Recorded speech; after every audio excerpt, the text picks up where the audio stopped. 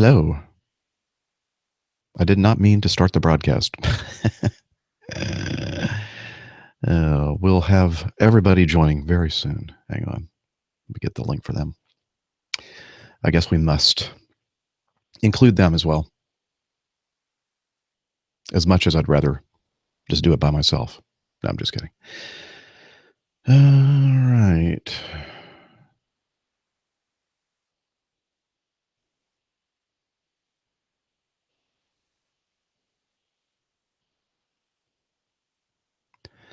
Of course, I can't seem to make any updates to our intro script.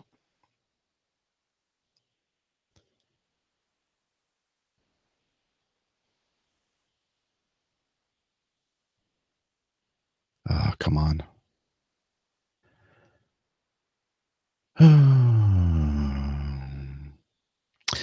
I'll tell you what I'm going to do. I don't know what to do. Dana, if you're watching, could you get off of the, stop editing the page because I can't update it, apparently. It is not letting me update.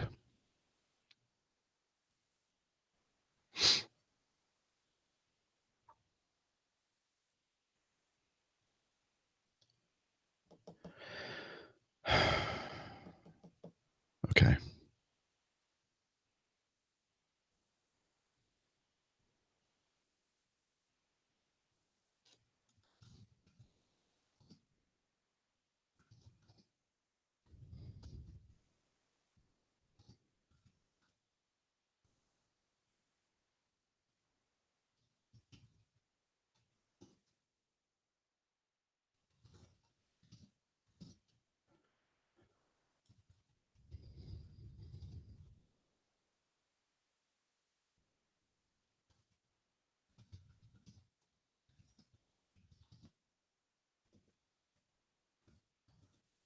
Okay, so I guess I'll send the link to your emails. How's everybody there out there in APG land, AvGeek land?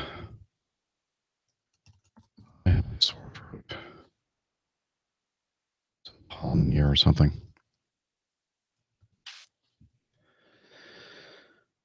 All right, link and send. Okay, hopefully they'll get that.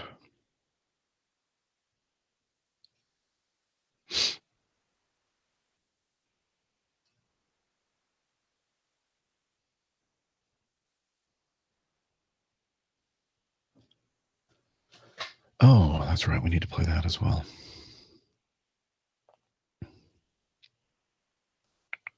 I'm not very organized. Still trying to get back into the swing of things here.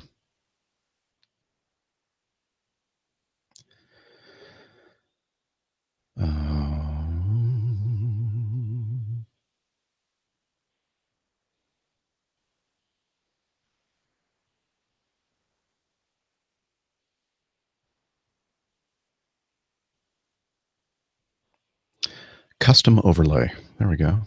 It's a new Hangout Toolbox app on Google Hangouts, apparently. Well, so far I don't see anybody, except for you watching. Here, let me look at the,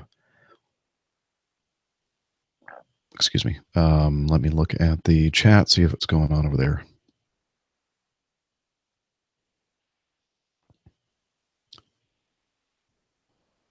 Hey, Tom, Nico, Richard Bell.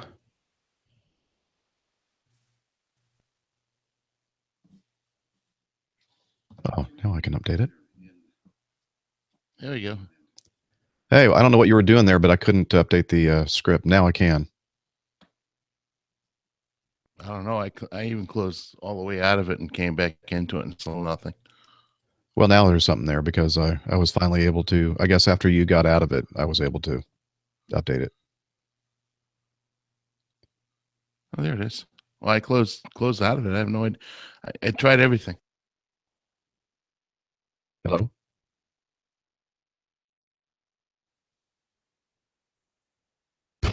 Great. Well, that didn't last very long. Hello? Can you hear me? Yeah, but you just disappeared. I should be back now. Yeah, what happened? I just went through the intro script. So now here I am. Good So you morning. went to the intro script and then you left the Hangout. I left That's the not good. hangout. I left the hangout via the link that emailed, and I went through the intro script to make sure it would work. Okay. Oh, Ah, checking up on my work, I see. aha.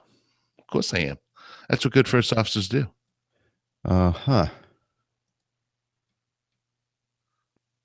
Let's see. So I wonder where Nick is. I've seen him around the chats. Yes, it is a rare treat, Captain Al. Daylight over there. Let's see. So, well, we'll ask you how you've been once we start the show, because I'm sure everybody is wondering about that.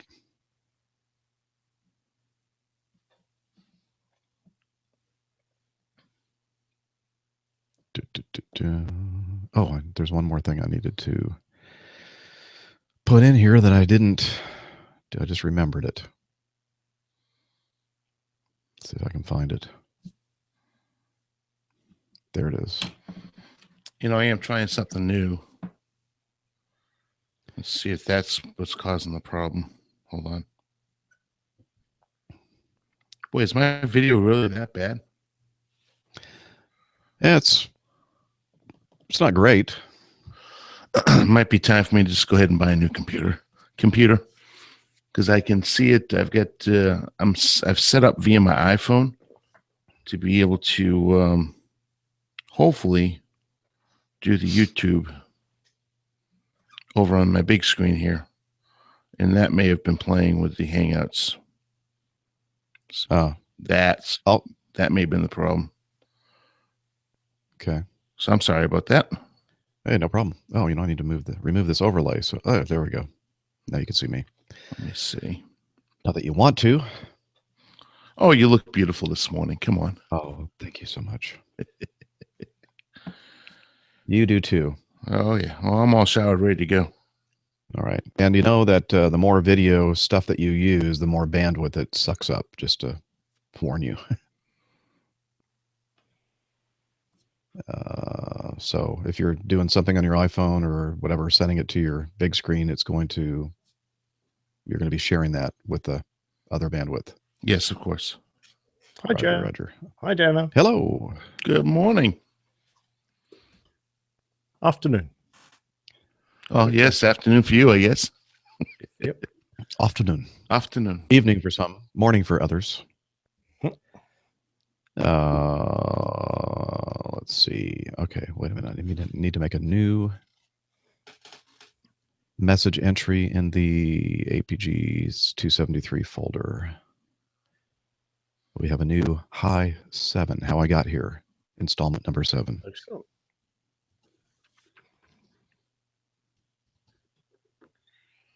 We have a lot. It's going to be a long show. We're not going to be able to get to all of the things that I have in that folder because we have a lot of things that are going to take some time, which is fine. When has it been a short show? Well, when you're on your own, of course. But Yeah, it's been a very, very long time since it's been a very short show. There we go. That's what I was trying to do.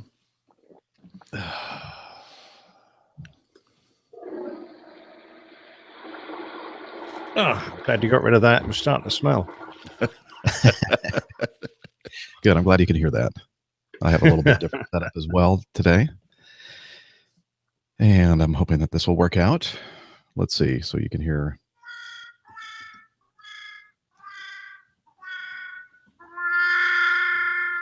You can? You heard that? Can you? Nice bit of Oh, yeah. trumpeting. Is that what you used to do when you played the trumpet? Yeah. Good morning, Captain. Good morning, Captain. Good morning, Captain. Good morning, Captain.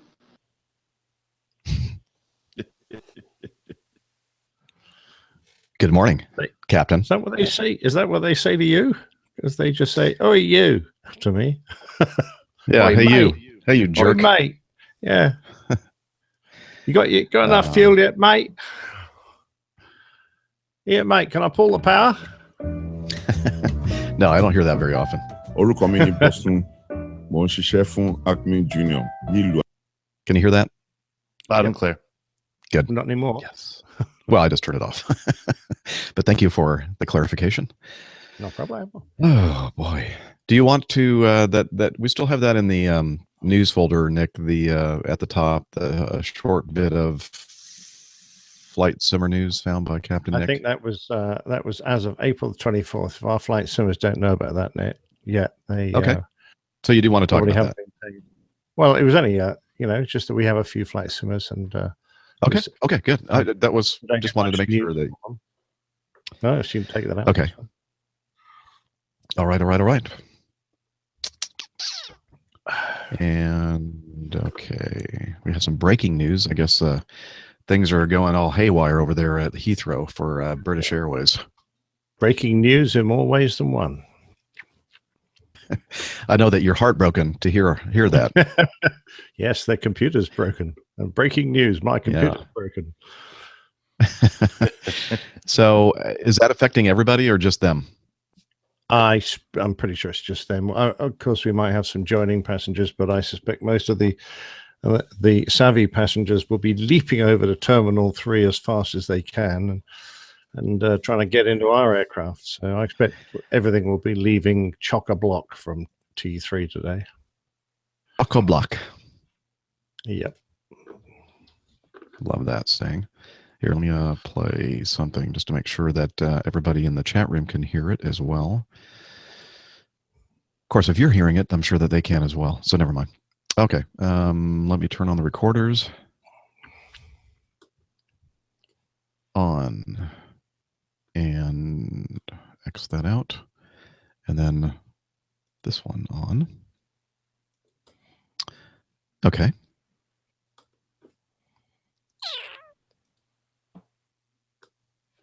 Now, if I can just find Evernote. There we go. I just need a bigger screen and a few more computers. A couple more microphones, extra camera too. Right. A license to operate a TV station. I don't know if I go that far. Maybe my own radio station. Radio station. You should have TV making a great anchor man, Jeff. There we go. Yeah. Well, I guess that that calls for.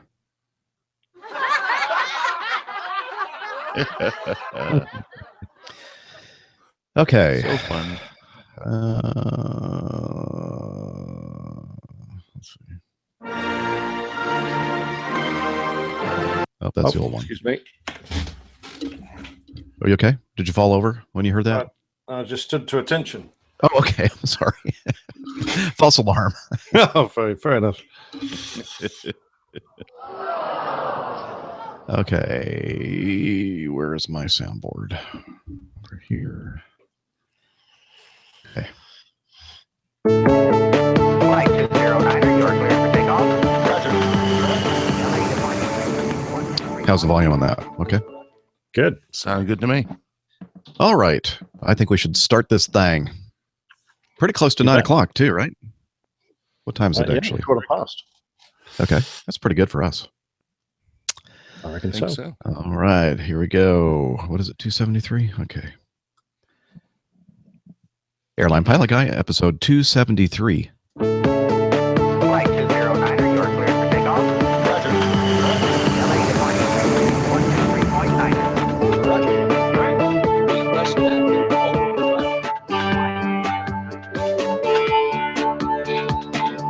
Hello, you're listening to the Airline Pilot Guy Show, the view from our side of the cockpit door. I'm Captain Jeff, your host, broadcasting live from Studio 1A in the APG headquarters building in an Atlanta suburb.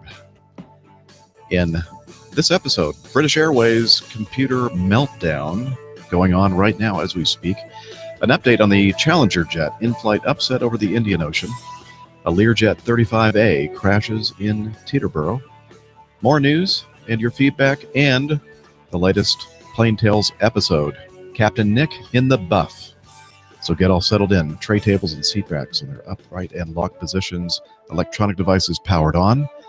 Flight 273 is ready for pushback. Hello, everyone, and welcome to the Airline Pilot Guy Show, an aviation podcast. I, Captain Jeff, am I just heard a little skip in the music running there. Did you hear that? No. Okay. It's just me. Good to me. I'm a captain for a major U.S. legacy carrier here in the United States, hence Captain Jeff. And joining me from across the pond, we have a professional photographer, a former fighter pilot, a commercial airline captain extraordinaire, Acme Red, Captain Nick Anderson. Hi there, Jeff. Great to be back on the show. And thank you very much, as always, for that lovely introduction. It's a nice afternoon here, improving all the time after the dreadful thunderstorms of last night, but probably more of that later. And I've managed to get my clothes on in time for the show. Excellent. Love to hear more about that soon. And also joining us from this side of the pond, not too far away from me, we have Pilot Dana, former regional pilot, and now a Mad Dog operator for Acme Air Mainline. Captain, soon to be probably one of these days, Captain Dana. Good morning. I promoted you. Good morning, Captain Nick over there on the other side of the pond. Good morning, Captain Jeff. Hey, great to be back with everybody in the APG community. And sorry I missed the great meetup in Pittsburgh, but I guess we'll talk about that in a little bit. Certainly wide awake. I woke up a little bit before 7 this morning, all showered, dappered up, ready to rock and roll this morning with another great show here on APG. Oh, you look so dapper. You do. You dapper young thing. So let's start off with, this is the first show that we're recording since we have returned from Pittsburgh. And I don't know about you, Captain Nick, but I'm still trying to recover from that great series of days of av geekdom in Pittsburgh. We had a grand time. And I promise we won't talk about it too much because I know that some of the people like Dana are like, they were envious that they weren't able to join us, and we don't want to rub it in their noses too much. Jeff. And Pilot Pip, of course, he definitely didn't want to be there. So, I've listened to his show. He hardly even mentioned Pittsburgh. So, yeah. What was the title of his show again? I'm not in Pittsburgh or something like that. Yeah, exactly. It was great. No, it was a fabulous time. And we did tend to burn the candle at both ends. And for those of us who were a trifle jet lagged to start with, it all became a bit of a blur towards the end. I had a few days at home, and then I've done a New York. Just got back from that. And I now have a series of guests coming, so I'm not going to have much of a chance to relax. But I guess there'll be plenty of time to sleep when I'm dead. Yes. Hey, that's my line. You can't steal that. I thought it might be. No, it was a fabulous time. Great to meet everyone there. Everyone was in such good humor. It was so funny, so full of joy. Everyone was being terribly friendly. The aircraft there were unbelievable. The flying was brilliant. The booze was excellent and in great quantities. So with that and a few pizzas and things, couldn't have asked for a better weekend. That is so true. Okay, I'm going to stop here for a second. Looks like I'm looking at the chat room, and we're having all kinds of issues with huge syncing issues and everything else. But so Nev and other tech folks in the chat room, do you think I need to restart the whole thing or what? Now I'll wait about 30 seconds for the response. Yeah, Matthew's saying about 10-second delay. Well, he's down under, so other side of the world. That would explain a lot. Yeah. Notice I have the flag behind me. I did notice that Memorial Day weekend. Yes. Memorial Day weekend. Without our troops and everything that everybody sacrificed, we wouldn't have our freedom. So thank you That's right. to all of our fallen heroes. Okay, so you're kind of breaking up a little bit, Dana. Did you notice a little bit of fuzziness there, Captain Nick, or is it just my connection? Very mild, nothing dreadful. Just slight. Dana's video isn't brilliant, but Okay. I just wanted to see. That's I'm trying to isolate it to whether it's on my end or your end. Liz said she restarted and it's all good now. Okay. So it looks like everybody is refreshed their browsers and things are syncing up better. Okay. Hey, JJ, he finally made it. Glad to see you made it. Okay. everyone seems to have fixed it after refreshing their browsers, so it may not have been our problem after all. Okay. Well, you never know. A lot of times YouTube is finicky. All right. YouTube hasn't had its coffee this morning. That's right. It hasn't had its donation to the coffee fund. Okay, so let's just pick up right now.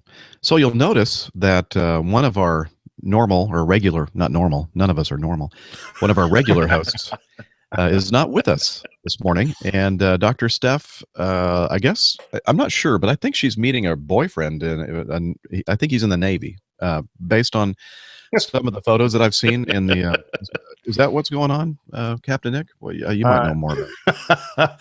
Well, I don't know. She just seemed to have snuck off to a ship somewhere and taking pictures of airplanes. So boyfriend doesn't seem to be getting much of a look in, if that's what's going on. Yeah, I haven't seen any selfies with her Navy officer boyfriend or enlisted. Who cares? But she's keeping that on the down low apparently. But she's in port and having a great time apparently. Now she's in Charleston, South Carolina, I think, visiting family and having a great time. So we miss you. I know you're in the chat room right now. So everybody wave hi to Dr. Steph. And sorry you couldn't. We're going to do a show. Last week I was on a 4-day trip, left on Tuesday, and I brought all the gear with me, thinking that we'd be able to record a show, but it didn't work out. The stars did not align. All of our schedules are mismatched this week. Dana was on a trip. I think you were down in Cancun, I guess. Yeah, and enjoying some quality beach time. Yeah, it looked like it. I saw a nice picture of your sandy feet on the beach, and yes. Missed the sailboat in the background though. Yeah, beautiful sailboat. Excellent. And then Captain Nick, you were on a trip as well in New York City. I was at Grandma's house. So Grandma's that's house. Garden City, for those who don't know. Garden City Hotel, our young ladies have dubbed Grandma's house. It's quite nice there, but a bit old-fashioned. Their internet is not really up to broadcast quality, so sorry I couldn't join you. Yeah. My imagination, did Captain Nick just flip us off? I don't know. I wasn't looking Really? at the video. Did he? He scratched his beard with his number one finger. Well, it was probably my index finger, but if you want me to, I can. No, it wasn't. That's not a problem. It wasn't. There you go. Good morning to you too. Anywho, Anything to oblige, Dana? Anything? Okay, cool. so I'm happy to be back now.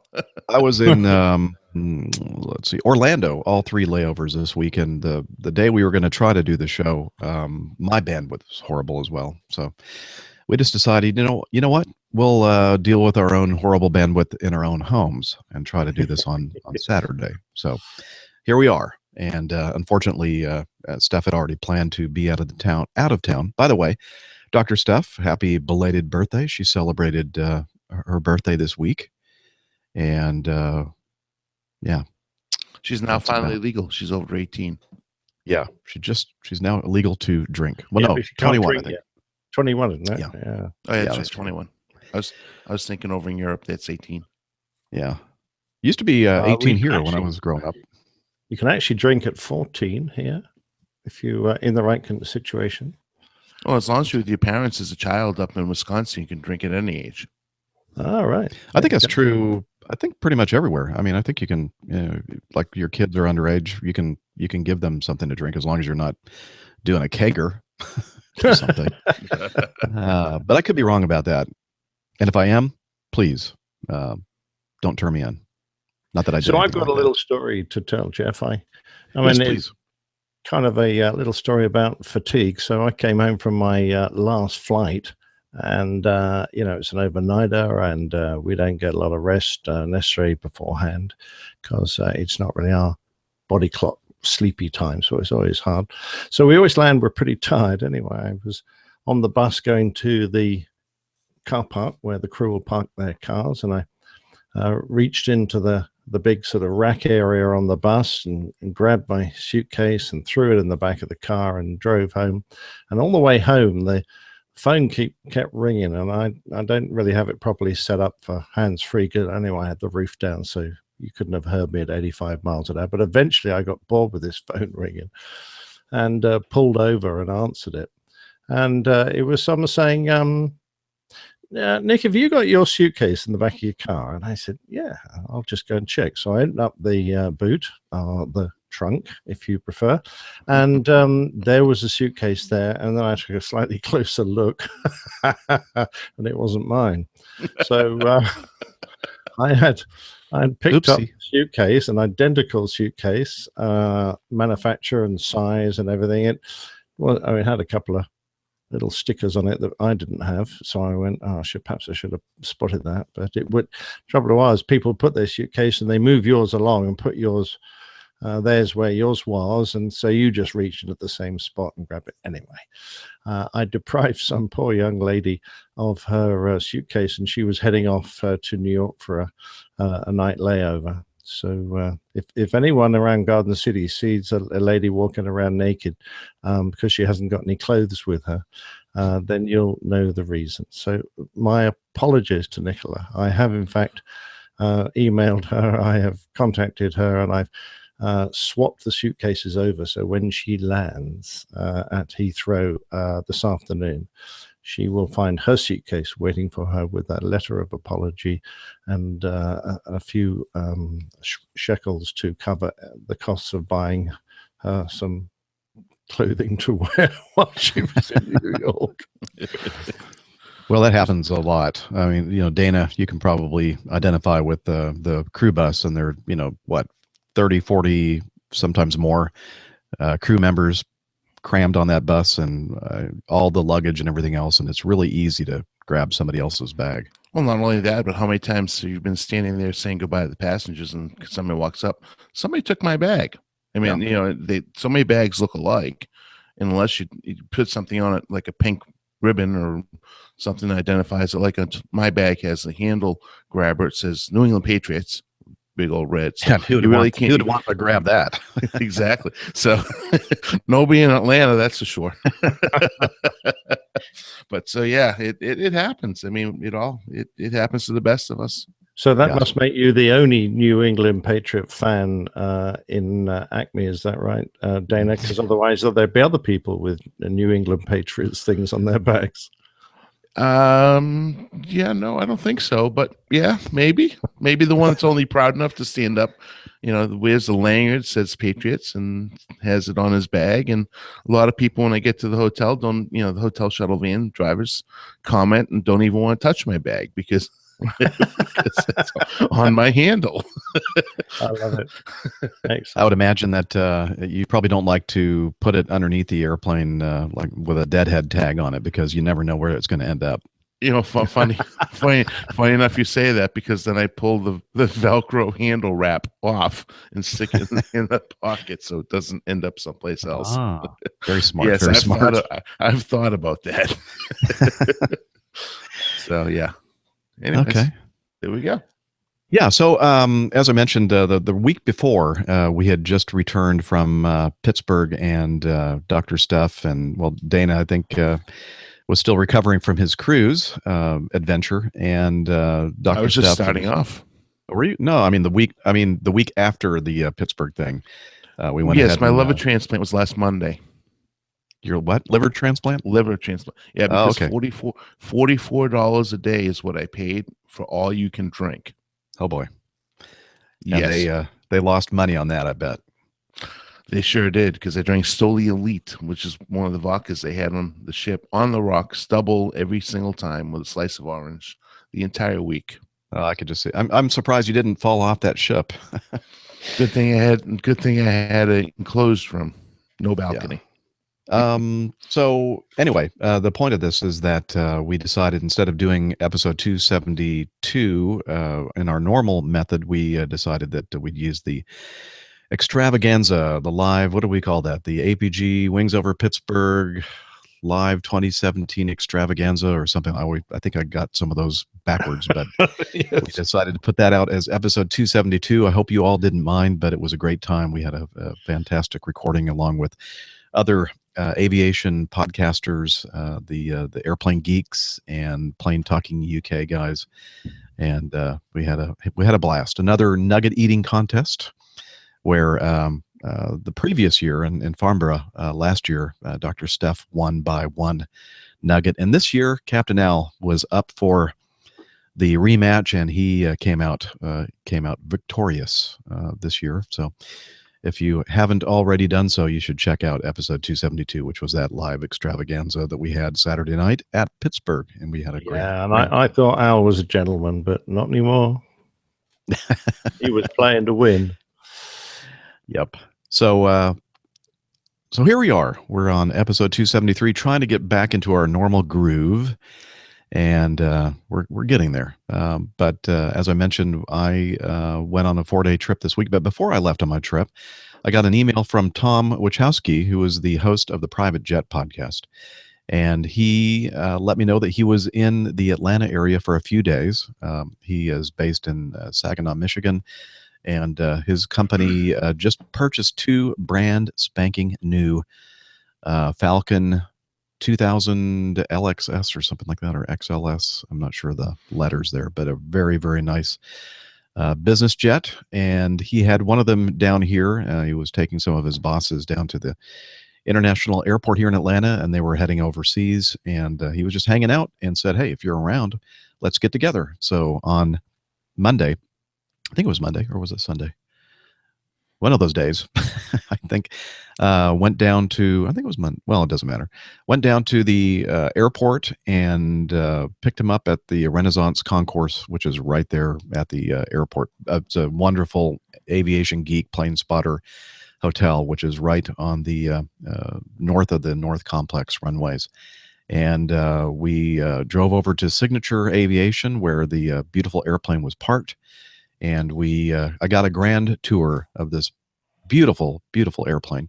And afterwards, we went over to the Pit Boss Barbecue, which is on Virginia Avenue on the north side in Atlanta, a very good barbecue joint. And I had a microphone with me, and now I do apologize, a little bit overmodulated. So Nev, give me a break.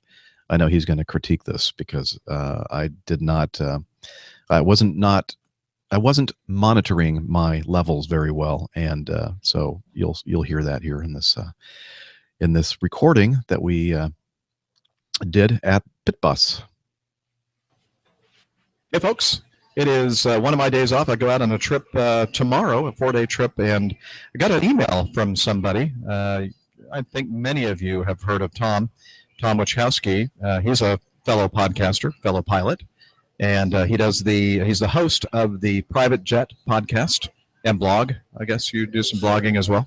And so he sent me an email and said, "Hey, I'm going to be in Atlanta for a few days, flying this brand new Falcon 2000. Okay. And he said, if you're available, let's get together. And so I said, let's do lunch. So here is Tom Wachowski, corporate pilot extraordinaire. I don't know about the extraordinaire part, but no, very nice to come down and see you, Jeff. I appreciate you coming out. We had a great lunch of barbecue here. That actually was in the top 5 for sure, maybe top 3 best barbecues I've had here in Atlanta. And enjoy watching the Acme Air Show out of my hotel room while I'm down here.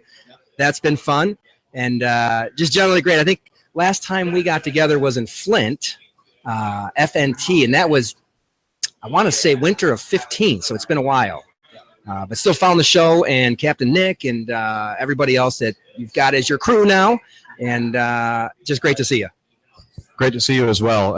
So he's staying at this hotel on the north side of the Atlanta International Airport, and it has a great view of the 26s, I guess, they're using today.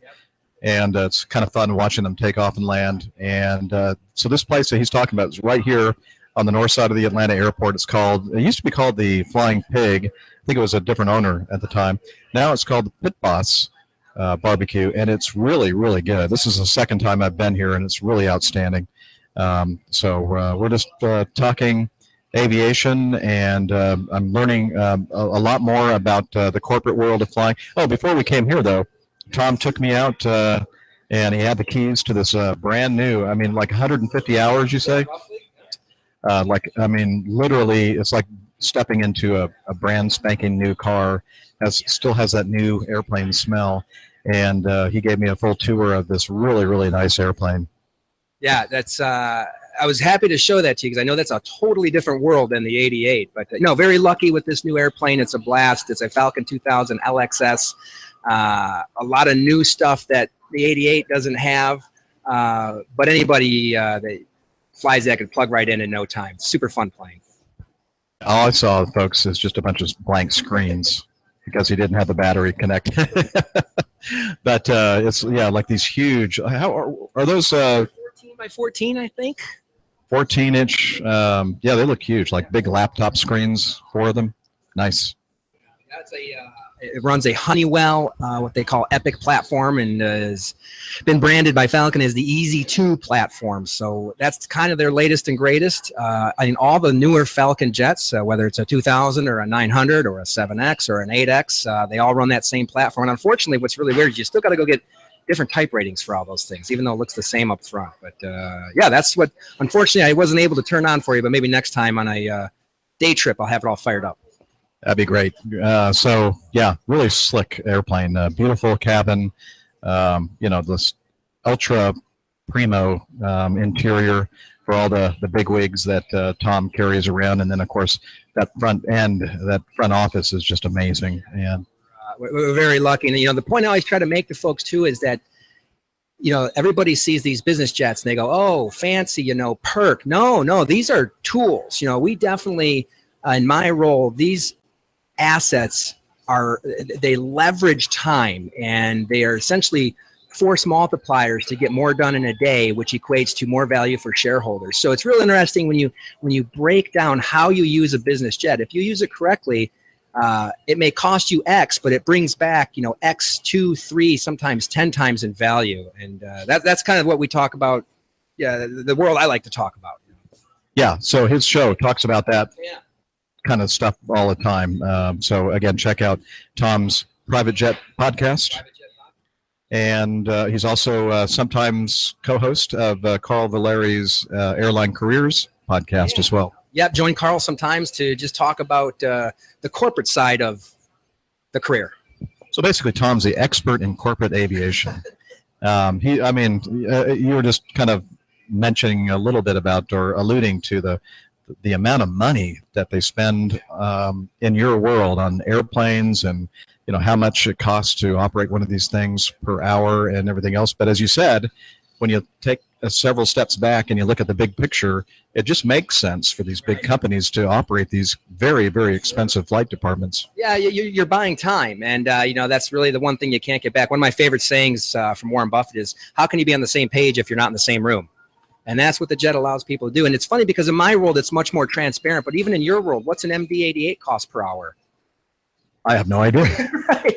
But we fill those seats and we justify that cost because time is valuable to those passengers. So same thing, just different scale. Yeah, I sometimes I wonder, I see how much fuel we're burning and how many passengers we're carrying. And I'm thinking, how does this all work? But I guess, economies of scale and all that kind of stuff, it just obviously it's working because the last few years we've been just making amazing profits. I think that's there's many factors in that equation, but I mean, that's a testament to guys like you who are being conscious of how your decisions up front affect the bottom line and balancing that with safety. And then, when you got the right people in the right seats, you get results like you're talking about.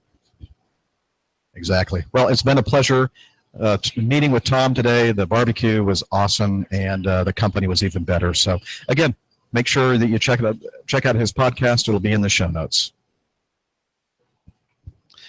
Anyway, that was a great time had by Tom and myself at the Pit Boss Barbecue on Virginia Avenue. And Tom, if you're listening, I really enjoyed our time together and that beautiful tour of that beautiful airplane, and hope your flight back to Michigan was a good one. And I look forward to spending some time up in north of Flint and having some good barbecue with you up there.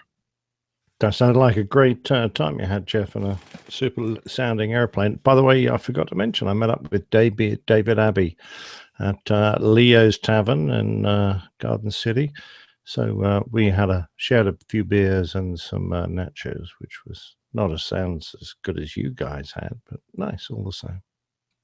Well, excellent. I'm glad that, I met up with Dave Abbey, well, a couple of years ago now, I think, at a very short period of time over at the Courtyard by Marriott, right across the street from LaGuardia. He came in and I think he lives pretty close by to there. And we had a nice little dinner. But anyway, so I'm glad you guys were able to get together. So are you having any big meetups in New York anytime soon, Captain Nick? Well, we're hoping that you will come over and join us on the 5th of June. Now, what do you reckon the chances are? Well, right now, look pretty good. I leave that's Monday. I leave on a trip on Wednesday, so that gives me a day buffer that I can get back home on Tuesday and then be home in time for the early sign-in on Wednesday. So right now, it looks good. Well, that's excellent, because we're actually, I've got a 2-night New York, so we'll be there on the 5th. If you could join us, that'd be great. I'll be guaranteed to be there. I'll be over at the what's it called, New Yorker. I'm trying to think what chain that is now. Slips my mind, doesn't really matter. It's just opposite Penn Street Station, so that's a good spot. We could find somewhere nice to go out and have a meal in the evening. And I know Hilal's trying to well, he's going to be there, and maybe Captain Jeff Jr. Might be there. I'm not too sure, but we'll certainly get some people across, I'm sure. So if anyone wants to come find us, that's fine. And if I'm still kicking around on the evening of the 6th, I have some standby, which I'm vulnerable for, just covering the possibility of a bin liner breaking and then putting an Airbus on a flight on the 6th, and I would then have to rock up to the airport and fly the Airbus home. So I'm on call for a couple of hours in the afternoon. But again, the evening of Tuesday, the 6th of June, I could do the same again for anyone that's still kicking around or misses the 5th. So we're sort of coordinating that on Slack, if anyone is interested. Excellent. And you'll hear how to join us on Slack at the end of the show. Hilal will come in for a special whatever instruction on how to do that at the end of the show. He's hiding in the toilet at the moment, is he? Yeah, he's just in the other room. Okay. Let's see. Speaking of just in the other room, in the chat room, we have Jen Niffer, who is the host, the author of a fantastic blog called Tales from the Terminal. Just wanted to mention her latest, well, I think it's her latest blog regarding wings over AvGeeks, the time that she had over in Pittsburgh. And I really enjoyed reading that. Thank you, Jen, for doing that. That really brought back a lot of memories. And I think that everybody should head over to talesfromtheterminal.com and read that, and you'll enjoy that, I'm sure, including some beautiful photography. I think some of these are from the camera of Captain Nick, aren't they? Or maybe not. I don't know. But Jen was kind enough to use one of mine, but I think the best picture there by far is actually the one that Dr. Steph took. Oh, that's right. She used her iPhone. Exactly right. That came out fantastically. That's Hilal and Stephen Ivy, and they're sort of moving their aircraft from the display line out to where they can start up and taxi, and they're just going past the C5 Galaxy. The sky looks fantastic. So that is an absolutely stunning picture. Really brilliant. Yes, it is. Let's see. The other thing I wanted to mention before we move on to the news and the coffee fund is our website webmaster is Arash, and he is doing a special bike ride coming up in July, and he wanted to mention this to the APG community. So Arash is, let's see, I'm going to read this here. Support my ride to conquer cancer. I'm seeking your support in my third Enbridge Ride to Conquer Cancer, a 2-day, 250-kilometer cycling journey, which benefits the Segal Cancer Center at the Jewish General Hospital in Montreal. As part of my commitment to this cause, I need to raise a minimum of $2,500 before July 2017. Your contribution is welcome. Funds raised in the Enbridge Ride to Conquer Cancer will support breakthrough research, exemplary teaching, and compassionate care at the Jewish General Hospital.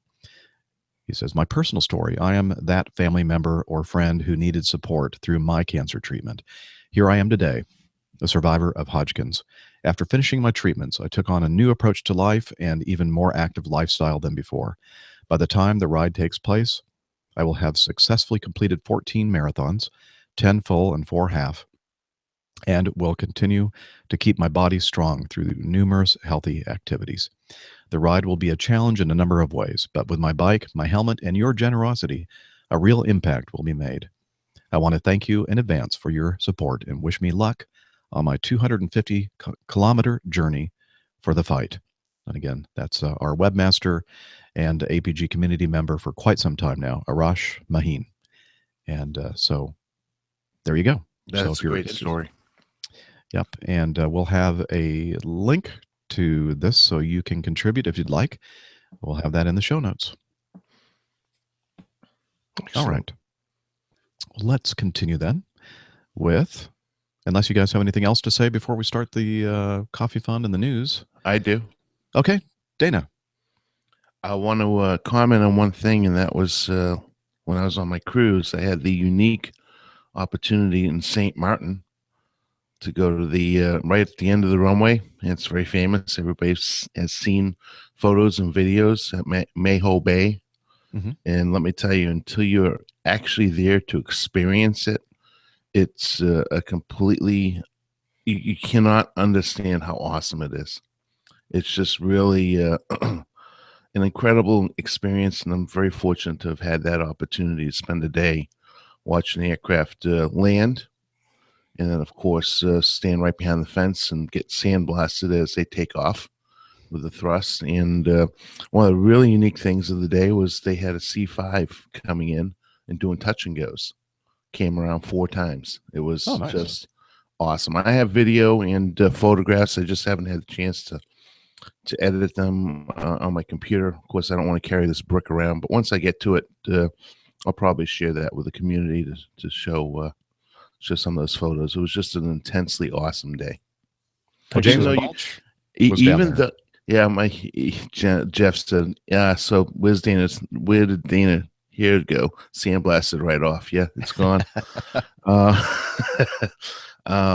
Yeah, so while you guys are enjoying APG up there in Pittsburgh, I was on the beach at Maho Bay watching the aircraft take off and land at Princess Juliana Airport. It was awesome. Brilliant. Yeah, about a week or two before that, James Balch of the APG community was down there as well. He keeps trying to convince us that that's where we need to do an APG meetup sometime in the future. I would absolutely 100% agree with him. I mean, there's that bar, it's right next to the beach. We could sit there drinking some really cold coladas or beers or IPAs, whatever you guys want to do, and watch these aircraft coming in and out. It's a sight to be seen. You just words can't even describe how awesome it is. Excellent. All right. Well, with that, I think now we'll talk quickly about the coffee fund. Johnny, how much more coffee? No thanks. Okay, the Coffee Fund is your way to contribute to the show in a financial manner. And if you have the resources to do so, head over to airlinepilotguy.com/coffee. And by the way, this is the Java Jive sung by the Ink Spots, recorded in 1940. Public domain. Not that that makes any difference. So the couple different ways to contribute via the Coffee Fund. And we have the Coffee Fund Classic method, which is basically a PayPal donation, either an individual one-time donation or a recurring donation. And since the last show, we've had several people. By the way, before I mention these folks, I would like to also thank those who gave us contributions right before Wings Over Pittsburgh to be used specifically for beer and whatever at the event. And I'd like to let you know that that money was used for sure. We had a great time. So thank you for that, those special contributions for Wings Over Pittsburgh. But since the last show, we've had a donation from Ivan Silveira, Chris Randall, Liam Cross, Ross Windsor, and Steve Trumbell. And the other way to contribute is via Patreon. You can become a patron of the show and contribute a certain amount of money per episode. And we have various levels that you can contribute. And since the last show, we have 5 new producers. Those are Gregory Matthias, Brad Paybody, Tony Smith, Andrew Bulis, and one who said, you don't need to mention me. I'm not really a new contributor, so okay, I won't. You know who I'm talking about. But anyway, that's a great way to become part of the Coffee Fund cadre. Again, information about how you may contribute to the show at airlinepilotguy.com/coffee. Drop a nickel in the pot, Joe. I take 'em a slow. Waiter, percolator. I love coffee. Stand by for news.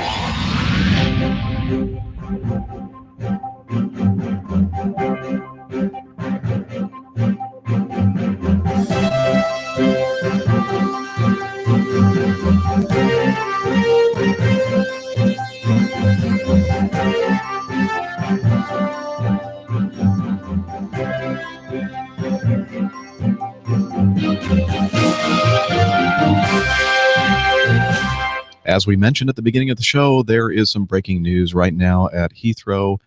British Airways is having some computer issues, and they have a major IT system failure that is causing a very severe disruption to their flight operations worldwide. And they have canceled all flights out of Heathrow and Gatwick until 1800 British Standard Time because of the computer problems. And I can imagine that Heathrow and Gatwick would not be the place you'd want to be, especially if you had a ticket on British Airways. Oh, I quite agree, Jeff. Very luckily, Terminal 5, which is BA's hub there, is a long way away from us at Terminal 3. So hopefully all the people at Terminal 3 will be very happy because Acme Red and the other airlines that work at a T3 are completely unaffected. I suspect we'll be getting a lot of new customers who might previously have gone with Big Bird Airlines and now want to try Acme Red for the first time because we can get them there without any computer issues. Looks like a serious problem.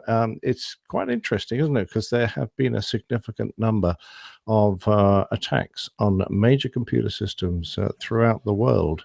And I'm wondering if actually this was an internal crash of their system or an external attack.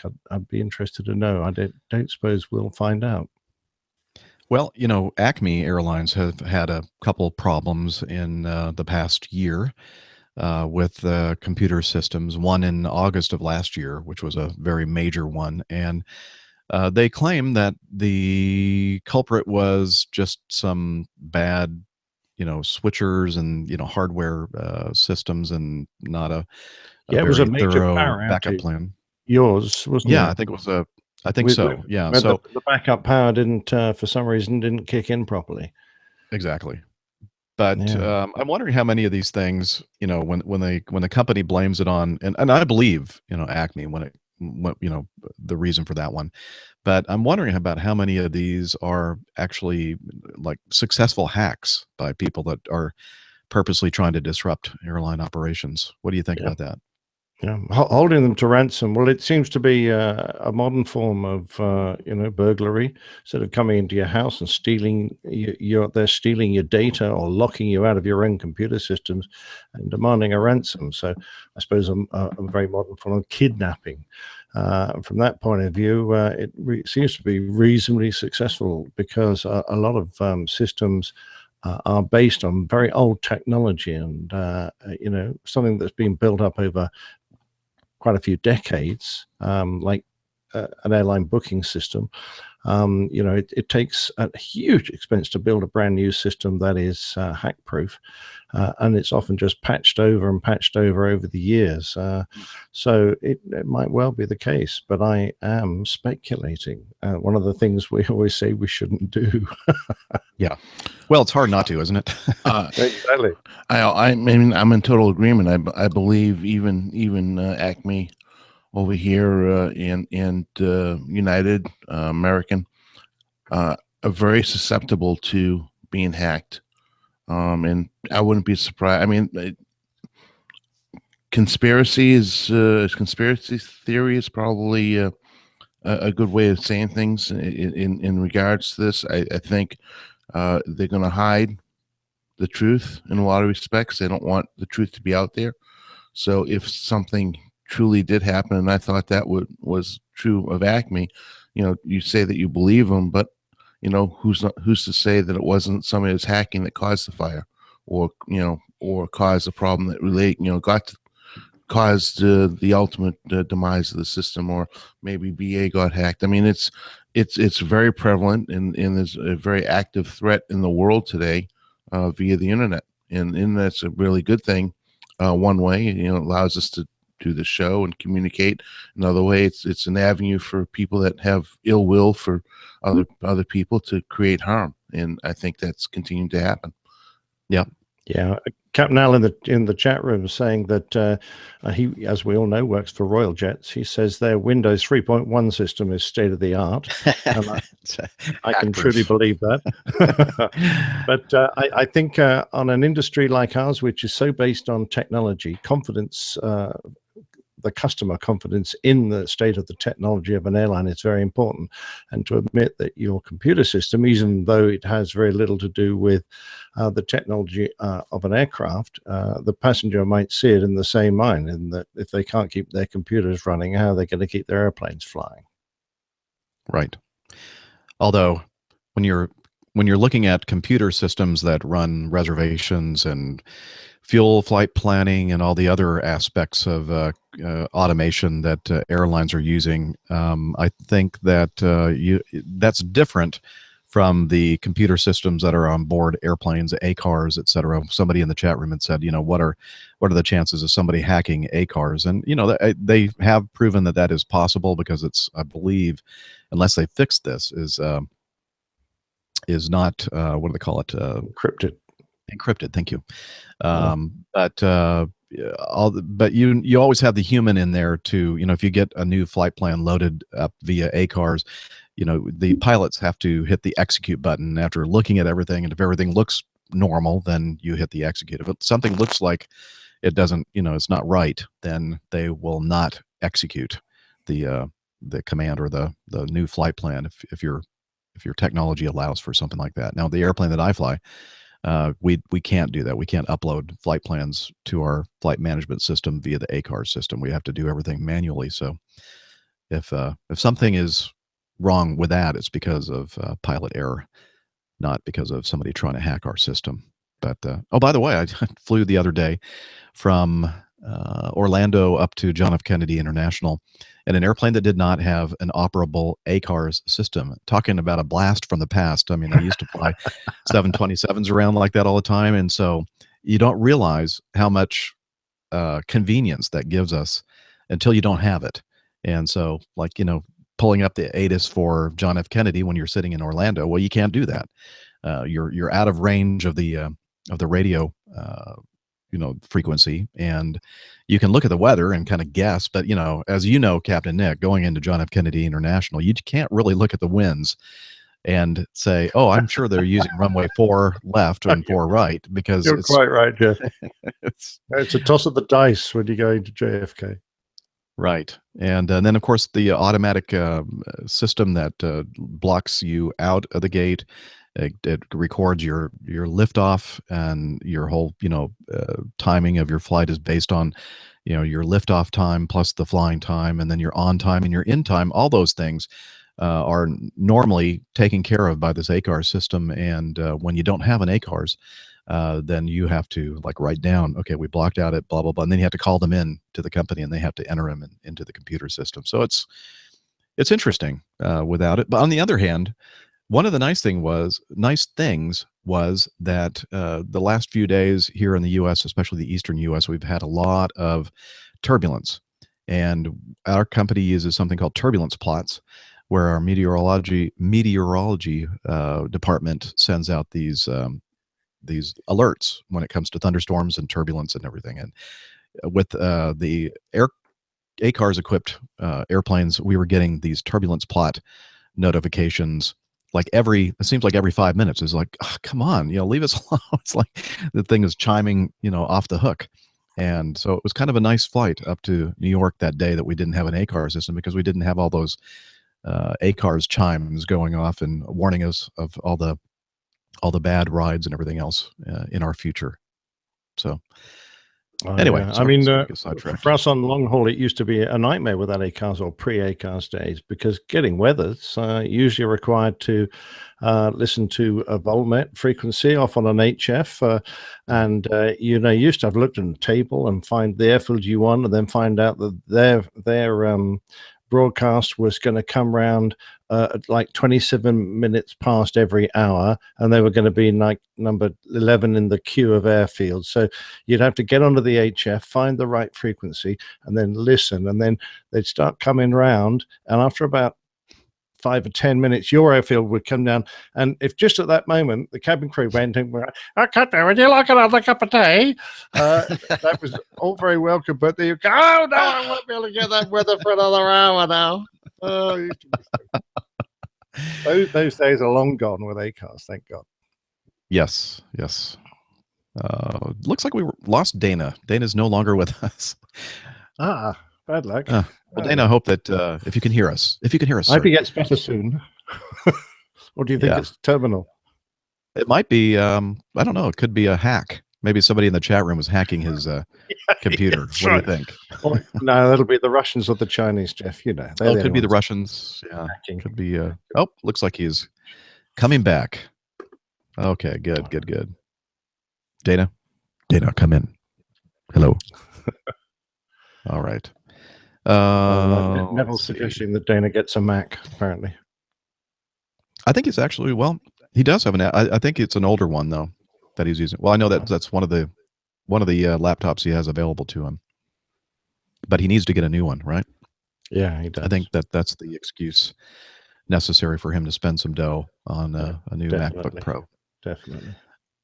By the way, how is your? Pro. Oh, there you go. He's back. Hello, mate. No, you just muted yourself, sir. That'll be his window hack.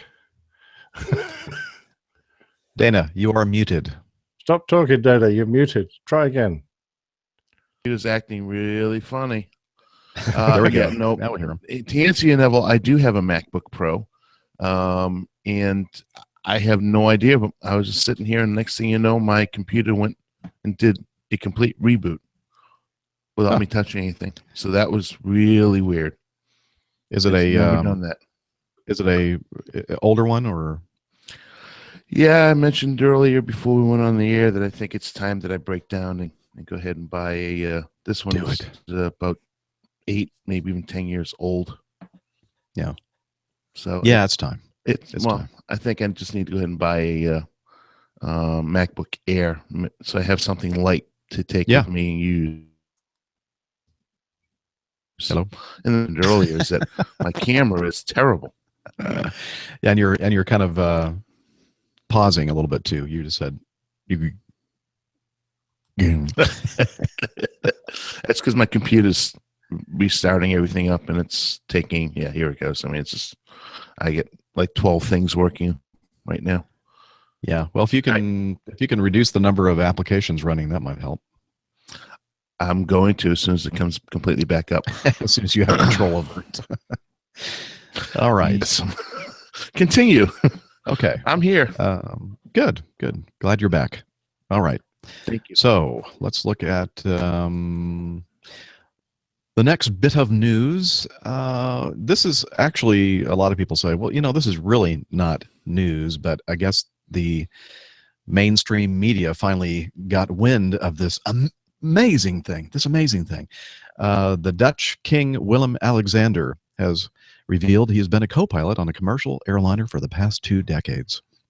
The king, who was seated to the throne in 2013, said he's flown as a co-pilot twice a month for Dutch carrier KLM for the past 21 years.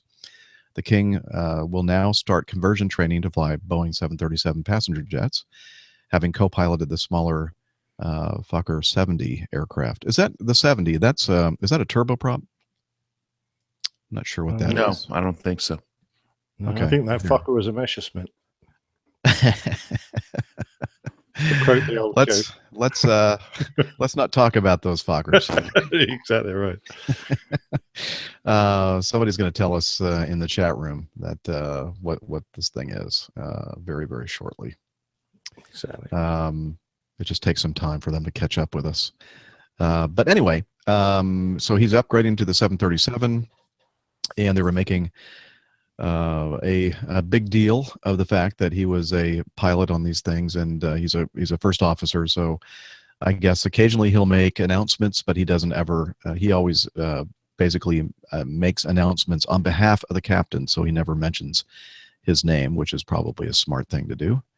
And I don't know. What do you think? I think it's cool that somebody in royalty wants to, and of course, that's not unusual. A lot of the royal family, right, over there in the UK, Captain Nick, have been pilots in various military services. Oh, most certainly. Andrew served operationally in the Falklands, flying helicopter, and those guys did a great job, actually. They were there often providing airborne early warning and trying to decoy anti-ship missiles away from the ships towards the helicopters by various electronic countermeasure means, which was a pretty brave thing to do when you got an Exocet missile hurtling in. And William trained as a search and rescue helicopter in the Air Force, and even worked for Bristow's for a while.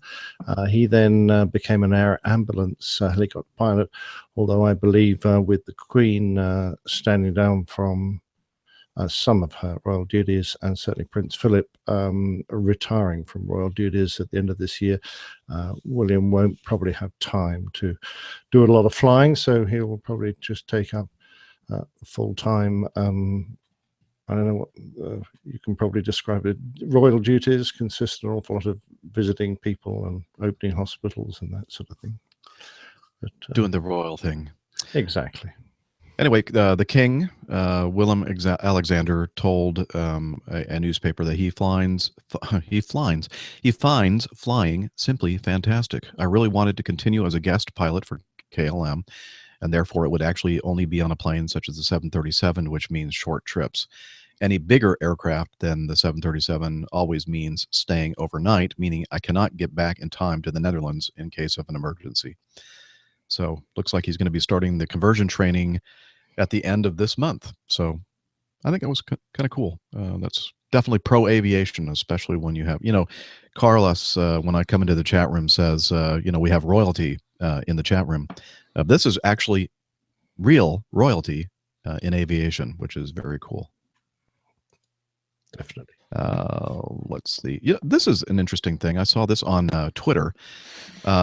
And I'm not sure exactly, maybe somebody can, maybe one of you knows more about this, but this is from the Snowbirds on their Twitter account, I believe, or it may have been Facebook, one of the social media sites.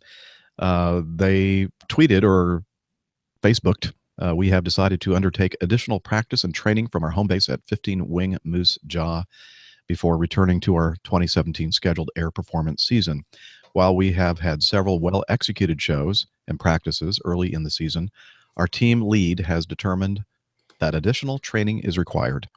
A reduced training period hampered by poor weather, which continued into the show season, resulted in numerous canceled practices. As a result, more training is required before the Snowbirds resume the 2017 schedule, said Major Patrick Gobeil, Snowbirds team lead. We've canceled our participation in some upcoming air shows and intend to return to the air show circuit once we have the consistency required for our dynamic 9 aircraft aerobatic performance. The Snowbirds thank the air show organizers for their understanding and all our fans for their continued encouraging messages. So, interesting. Something must have been going on during practices and performances that concerned the commander, the lead of the aerobatic team, and this is a good example of using good judgment and seeing that if we don't do something right now and take a look at safety and everything else, this might be a major catastrophe in the making. Absolutely. I'm taking a look at their Royal Canadian Air Force website. I see no mention of it on there, but no, I think you're right, Jeff. If they, it's a tough thing to cancel during the middle of a display season. But if they haven't been getting the practice they need because of weather, then it's the only sensible option. So I take my hat off to them. Yeah, that's it's a hard thing to do. We talk about that all the time on the show. When you're in a situation where your approach maybe is not as stabilized as you'd like, and it's very difficult to make that decision to go around. And if I were a good podcaster, I would have my go around soundbite ready to go like this. You can always go around. There we go. So I just thought that was interesting. I'm hoping that wasn't somebody spoofing the Snowbirds, but I think according to Liz that is confirmed that they decided to go ahead and slow things down a little bit, maybe cancel some performances until they are feeling that the demonstration team can operate safely. All right. We talked about this on a previous show. The Challenger jet out over the Indian Ocean, traveling in one direction, the Emirates A380 Super Jumbo in the other, only separated by 1,000 feet of altitude. And the wake caught the Challenger. And in this update, they show some pictures of the interior of the aircraft, and it is a mess. Including all kinds of blood-stained seats, etc. A lot of injuries on this flight. And they also have some great metrics here as far as flight data recorder, readings of airspeeds and bank angles and descent rates, etc. from the Challenger 604. And the thing I found really interesting was the fact that the pilots were both strapped in, which we have to be when we're sitting in a control seat, but they also had their lap, the crotch straps also connected as well, which is a good thing, I think, in this case, because even if they just had the seat, the lap belt connected, they may have been possibly thrown out of the seat or not able to recover the airplane.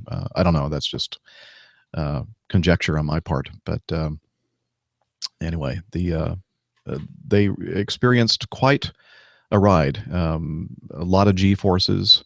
Yeah, I'm looking at that, Jeff. If I'm reading this right, a vertical acceleration of nearly minus 3.5 G. Whoa! Yeah, that's crazy. That's serious. That's serious. I mean, no airline is well stressed in the negative sense. Most of them only go to -1 or -1.5 to get to -3.5 and still have an intact airplane. Is damn good going.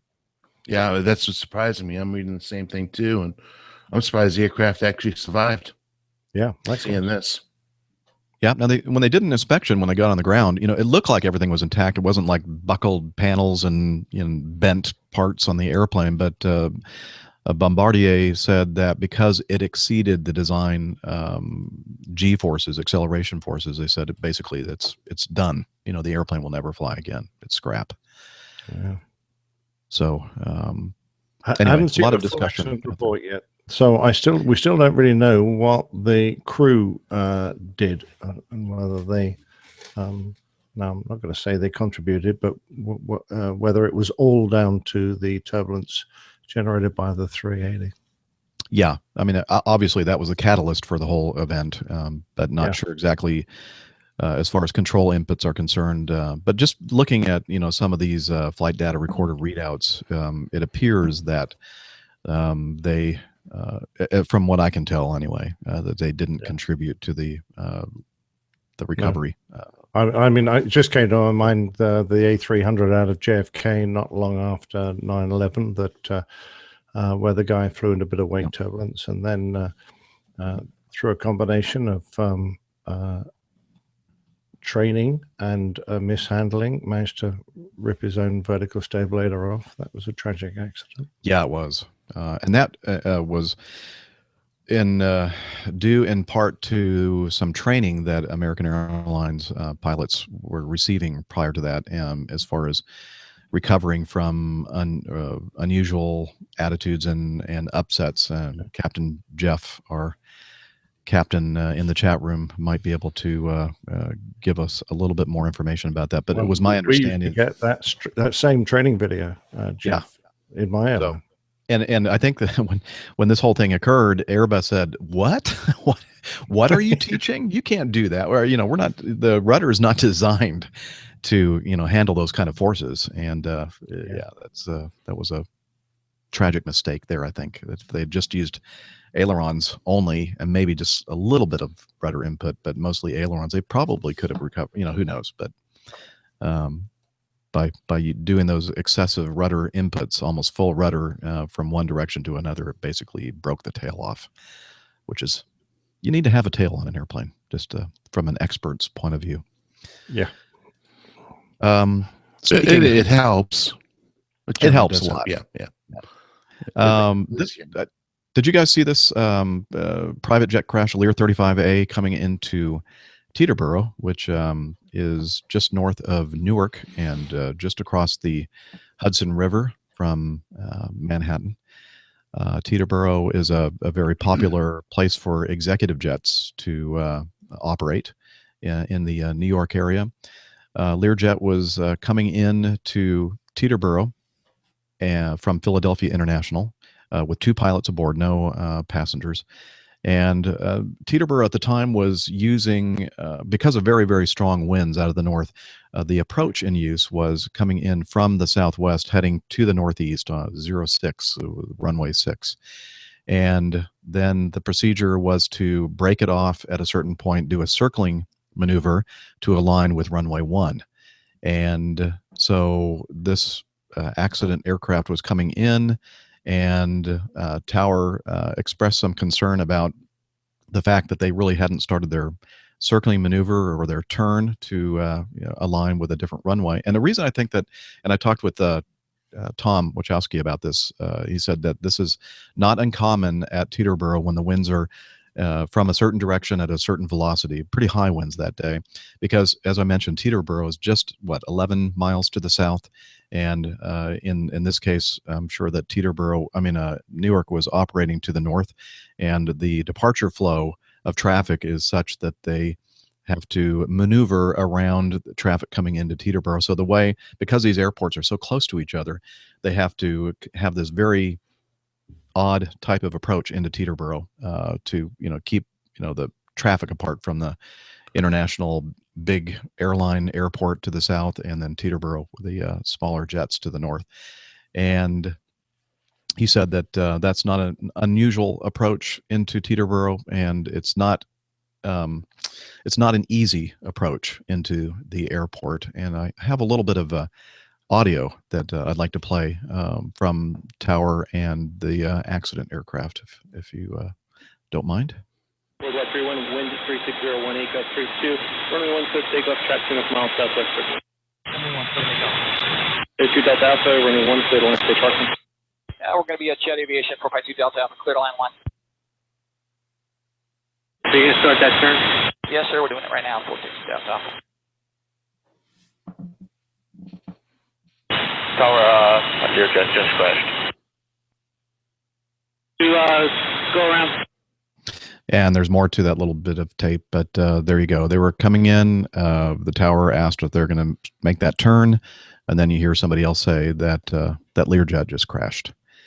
The accident preliminary report from the Aviation Safety Network website says that the normal point that airplanes stop or start their circling maneuver is usually right around the final approach fix, which is about 3.8 nautical miles from the approach end of runway 6. And the accident aircraft, this Lear 35, did not start their turn until they were like inside of a mile, I think. Let's see. 1 mile. It was less than 1 mile from the approach end before they started their maneuver. Now you're going from 06 to 01. That's 50 degrees of angular difference between the approach paths of those two runways. And I can tell you that, you know, when you wait that far before initiating a circling maneuver, you're going to be using some pretty excessive bank angles and probably acceleration forces to keep from overshooting the other runway. Again, combine that with very, very strong gusty winds and the fact that this airplane does not have, as far as I know, auto throttle systems. So I think what may have happened here is just a classic maneuvering close in and exceeding performance parameters on the airplane, and perhaps maybe losing track of speed during your maneuvering. And it looks like it was just a classic stall and crash. Yeah. What do you guys think? Yeah, I think so. Exactly what my first thought was. Well, the maneuver seems to have mimicked so many other aircraft that stalled in the final turn as they were back on speed, setting up for an approach. It seems, it seems the most likely explanation, Jeff. We'll probably come on to this a bit later, but it's always surprised me. One of the things that is missing from the flight deck of most civil aircraft is an angle of attack indicator. Do you guys, feel the same? I do. I do. I agree. Having flown an airplane, I've only flown one airplane that had an angle of attack system or indication system, and that was the T-38. And it was very critical on that airplane, especially when you're doing final turns, because you were just always right on the edge of flying and stalling when in a very high performance, very tiny little wing on that airplane. And it was something that was very helpful, and I think that all airplanes should have angle of attack indications. Now, they have the technology there. I mean, because many of the systems that we're using on these airplanes are using the information, angle of attack information, but it's not always presented to the pilots. Yeah, that's just the point I was going to make. I mean, the information's there. We just want to gauge, and why they think that we might misuse it, or I don't know why the possible justification for not giving the pilots all the possible information available to them. And for those who don't quite realize the significance, when you've got an angle of attack indicator, you can see the aircraft's angle of the fuselage relative to the airflow. You can see it approaching the critical angle, which is the point at which you'll then stall the wing if you keep pressing. You can see it approaching there, and it's an instant reminder that you've got to back off and keep the wing producing lift and not exceed that point. It's just, I don't understand. Well, especially on a corporate airplane that has, like a Learjet, it's really designed for high speed laminar flow. So you're gonna, we get into low speed realm unless you add an additive for maneuvering speed like we do at Acme. When you're, let's say, coming down the river visual in DC, you always add it's 10, I think it's 5 it's 5 knots above your ref speed.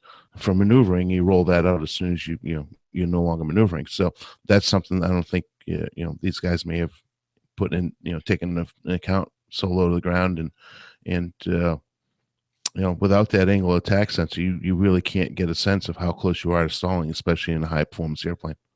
Yeah. Although, unless you had that angle of attack indicator like it was on the T-38, I don't know what it is now, but because they've modified the instrumentation on the T-38. But this thing was like right on the top of the panel, and to look outside at anything that was in your field of vision, like straight ahead, and it was a very simple thing. It was just lights: a green light, a yellow light, a red light.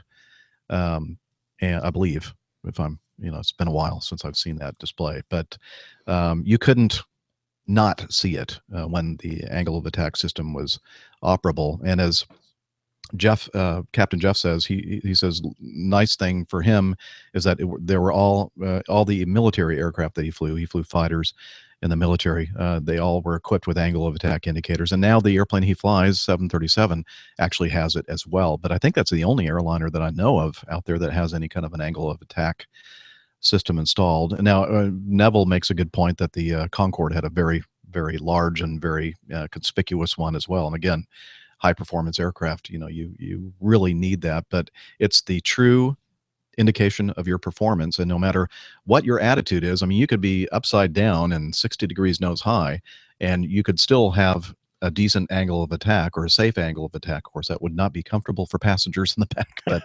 Right. but that gives you a true reference to what the wing is seeing. And the wing doesn't care what, where the airplane is, whether it's upside down or pointed straight down or straight up. What it's looking at is what the relative wind is to it, and the lift that it's creating, et cetera. So I don't know if you guys have experienced this. I have a few times in my career where the airplane just doesn't, it says that your airplane is this weight, and the way it's behaving is like, I think we're heavier than it says. We're not getting the performance that I'm used to seeing at this weight. If you had an angle of attack gauge, it would let you know that this is your actual performance. Yeah. Well, the fast slow indicator on our aircraft kind of uses that information. And you tend to, we brief the speeds off the card, but the actual fast slow indicators can give you a much better indication of what you're actually weigh or what the aircraft's actually doing on our aircraft in particular. But the FAA says, I think it's they changed the weights after the Charlotte crash of the Beech 1900. I think it's now during the summertime, an average weight is 185 pounds, if I remember correctly, and 190 during the wintertime, accounting for heavy clothing. I think we use 200 for the winter weights. And I'm throwing away because I haven't looked at the numbers recently, but it's somewhere in that range, 190, 200. But look at most Americans. I mean, I can tell you and be rest assured, I am not 200 pounds, nowhere near it. So you take the average weight throughout the aircraft, and I can almost guarantee you that more than likely, all of our aircraft are much heavier than we think they are. Captain Al says that the Airbus is very good at showing your true weight. And so what does he mean by that, Captain Nick? I have no idea. Okay. Now, that bathroom scale is very good at showing your true weight, Captain Al. Yeah, it's good. Mine just says get off. Perhaps he has one of those funny mirrors where it makes him look like a short fat man. I don't know. You're pudgy. You're pudgy. Get off. You shouldn't have had that extra drink last night. Our main man Micah says, my doctor usually gives me my true weight. There you go. Oh boy. Okay. So anyway, we'll keep our eyes and ears open for more reports on this crash, but it certainly does look like it's just a classic. Got a little bit slow, G'ing up the airplane a little bit, banking too much, and then that Learjet does not have a big wing, and it's a very fast airplane, very high performance wing. And it looks like it just exceeded the limitations of that thing, and it stalled. That was what I was going to ask, is how benign its stall characteristics were, because some aircraft are very quick to stall and give you very little physical warning. So, and once you're in it, it takes a long time to recover. That was one of the interesting things about that brand new Falcon 2000. Tom was showing me, and he was explaining the system on it with the full wing slats on the entire wing of this new model, where they've been up with the folks from the Bombardier, not Bombard, no, Dassault corporation that makes the Falcon. Oh, okay. Yeah, Dassault. Yeah, Dassault. How do you say that? I think it's Dassault. I think that's what he said. I'm not French. It looks like Dassault. That, of course, that's not the way you pronounce it if you're French. Yeah, past the pepper, I need Dassault. I was going to say, take a big mouthful of coffee and try to say it, and they'll probably be about right. Yeah. Anyway, so he said that they take you up and they show you the stall characteristics, and he said once it gets to a certain angle of attack, these slats automatically extend, and he said you're in like a stall, but you're still able to control the airplane, turn the airplane, and it's not like the wing drops and the nose drops or anything. He said it's kind of crazy. So, but it sounds like a beautiful system as far as avoiding stalls. That's an important point, Jeff. You mentioned slats. That's something that the Learjet does not have. Mm-hmm. It's strictly a flap wing. So yeah, it's very clean wing. Very, very clean wing. I mean, that aircraft can get up into the mid 40s doing 0.90. So it's or upper 8.80 somewhere around there. But anyways, I know it can go up into the mid 40s at least. So you get that aircraft low and slow, I bet you it doesn't have very good stall performance. Nope. Okay. And then finally, no, not finally, second to last news item here. I didn't really hear much about this. I forgot exactly where I saw this report, but it's one of the many news sources that I scan during the week, and I think this may have been on the liveatc.net blog or forum, but an American Airlines flight, maybe Captain Jeff might know something about this, flight 2405 was going from Miami to, I think, one of the Bahamian Islands or perhaps Bermuda, I'm not sure, was departing, and I think it was one of the Caribbean islands, that is. And they were contacted by air traffic control with an unusual query. And let's listen to the audio on this. Very interesting. American 2405, Clementine 16,000, proceed direct Krabby. 16,000 direct to Krabby, American 2405. Right, they appear to have overdosed. I got the passenger's number. I'm sorry, name, advice, what you need. Say again for American 2405. American 2405, a passenger from your flight called 911, said they overdosed and are on your flight. The name is Zena. Your climb at 12,000. 12,000 American 2405. Right now, can you spell the name and do you know the seat number? The Delta Alpha Zulu India November Alpha Whiskey Oscar Lima Sierra Echo Dezina Woolsey. Right, 180 American 2405. In American 2405, they think she may be kidnapped. She's on the phone whispering, and somebody's trying to take the phone away from her. Don't have the seat number. Okay, copy that. 405, descend to maintain 1010,000. Down to 1010,000, American 2405. American 2405, turning 270, descend to maintain 1010,000, expect the ILS runway 9 approach. 270 for American 2405, down to 10. In American 2405, were you able to find any information on your end? Negative for American 2405. We have no indication on our flight. Do you have any passenger by that name? We cannot find anyone by that name. Type 100, verify you are landing Boca. You are landing in Boca, correct? That's affirmative. They are on the flight? That's affirmative. Roger. Flighting 300, descend to maintain 8,000. 300 down to 8 for American 2405. American 2405, expect the ILS 9. American 2405, reduce speed to 210. Do you need more time to burn some fuel, American 2405? Okay, just keep your speed with you. American 2405, when you have your gate, let me know what it is. American 1182, change runway to 8 left, expect a visual approach 8 left now, cancel the approach clearance, just fly heading 060 and maintain 3000. Flight first each 13,000 for 153 Charlie Juliet. And Miami approach American 2405 is 8,000. I mean, we're 9,000 to 8,000. American 2405, expect the ILS 9. We'll expect the ILS 9. So we are having to declare an emergency only because we are overweight.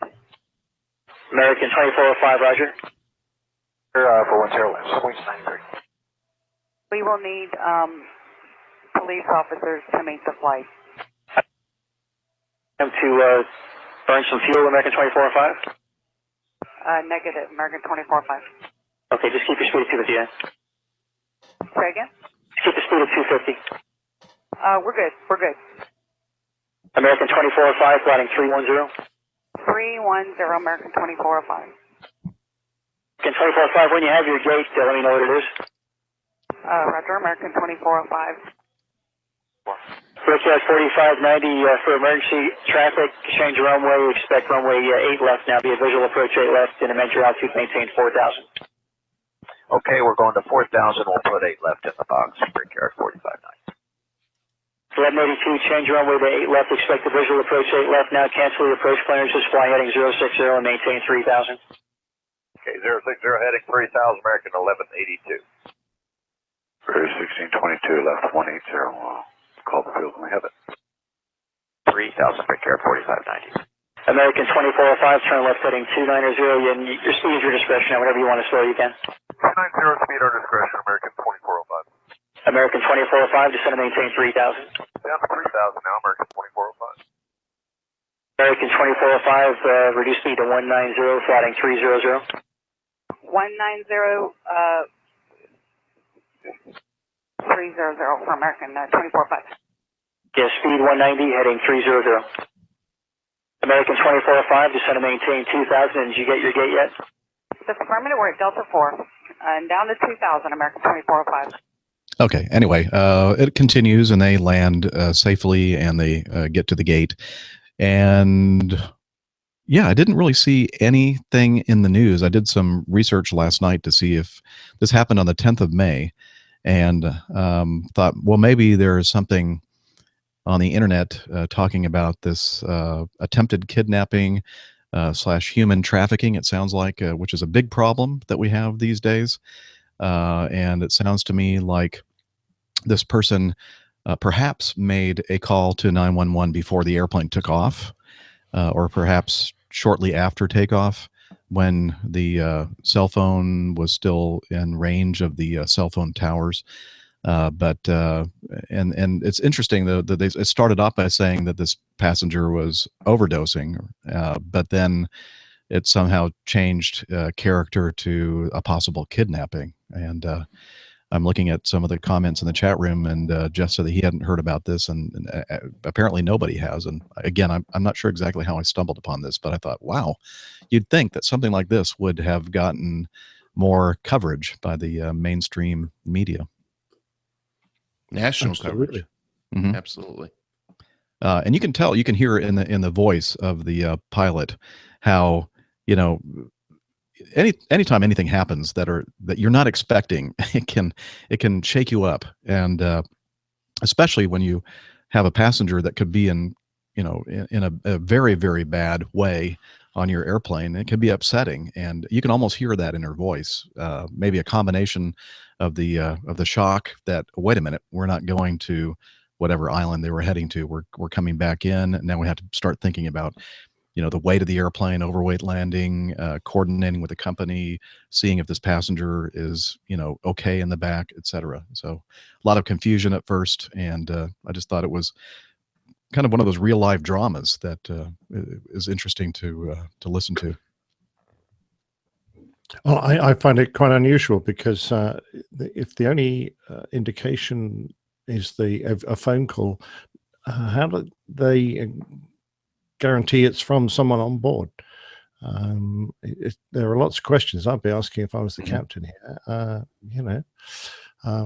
But I suppose the safest option is always to put the airplane on the ground, although overweight is not necessarily the ideal thing. You can, that is effectively an emergency approach now for something that didn't seem to be very definite information. Yeah. But it was interesting how the tone of her voice changes when I guess they finally realize, I guess from the cabin crew, that this person actually is on board, and yeah, we do have a situation going on. She gets very serious and almost like she's almost not wanting to make a transmission regarding this on the radio. It's Gotcha. Interesting the tone of how it changes, and then we will need law enforcement to meet us at the gate. So apparently something was really happening back there. Yeah. Now, even so, Captain Nick, if you have any type of reported threat or anything that mentions a specific flight number, no matter how serious or not serious it sounds, you have to treat it as a serious threat. So you may not view that as a threat that somebody's calling from the aircraft, and it may or may not be a hoax, but still it's that specific flight number, and as soon as you mention a specific flight and date, then you have to view it as a true instance, regardless whether it is or not. Well, our company takes slightly different policy there, because we have a team of threat analysts that will look at various situations, and they'll assemble very quickly, and if there is an unusual situation, they will aid the captain in making a decision as to whether it is considered a spurious threat or not. I would say this was time critical, though. I mean, they just taken off from Miami, that they're just climbing out. So I don't think there was really time to, we have the same ability. We have a corporate security desk in the OCC that would go ahead and address such a thing. And it's called a security threat team that would be convened to analyze any type of threat to an aircraft. But I don't think in this case, time was on their side. I mean, it's a very compact amount of time. So, it's ultimately the captain's decision, and I think he made, in this case, definitely made the right decision. I'm not questioning the captain's decision. Yeah, we have the very similar thing, Captain Nick, where we have corporate security that I've had 2 separate occasions quite some time ago on previous airplanes. Received calls from our corporate during the flight and said, there were bomb threats basically. And so, talking with the crew about, the situation, and then talking with the corporate folks and whether they regarded the threat as a serious threat or a hoax. You take all that in consideration, and then you make the decision. You give input to the captain, and the captain makes the final decision. And in both of those cases, we ended up continuing the flight, landing safely, and never heard a thing about it. So I imagine that they probably get a lot of these kind of things, and they have to really do some accurate analysis regarding whether or not they think this is a real thing or not. And apparently, the American Airlines folks decided that this was a real deal, and I guess they made the right decision. Yeah, good call. Yep. All right, and then finally we have some bit of news for our flight simmers.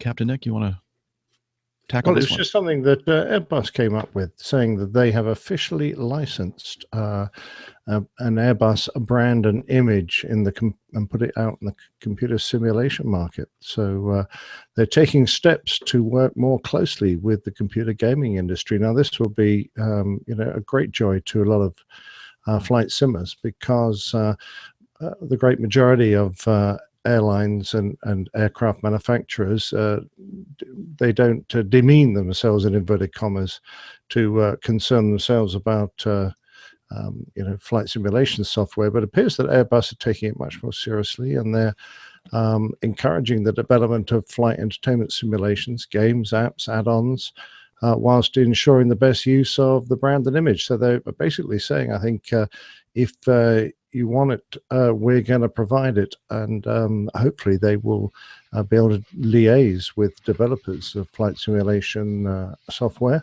to produce an Airbus officially licensed product, which will therefore presumably be hopefully more accurate, since Airbus will undoubtedly provide more information than you can glean from third-party providers. So it sounds quite interesting from their point of view. Now, I'll tell you one of those things that I guess, the big aircraft manufacturers, Airbus, Boeing, like to buy various companies that have aviation-related products. And in this case, as you mentioned, the simulator world. One of the things that Airbus has purchased and put its name on is a piece of crap. That's the what is it called? Preferential bidding system, right, Dana? PBS. Yeah. Yes, it's a big fail there. Yep. Anyway. And then Jeppesen was purchased by Boeing. So anytime you have you open up your Jeppesen Flight Deck Pro app or any of the products there, Boeing has their, I guess they're trying to put out as many little feelers as they can out in the world of aviation, and not just put all their eggs in one basket or something. I guess there must be a reason for doing this kind of thing. But I think this is really cool, as you mentioned, Captain Nick, them officially, making some input into the PC simulation world. That's pretty cool. Well, we know how seriously flight simmers, certainly the major enthusiasts, take the modeling. They really want their flight sims to be modeled as perfectly as they can possibly be, so they get a full experience. And if Airbus are aiding with that, then, it sounds great.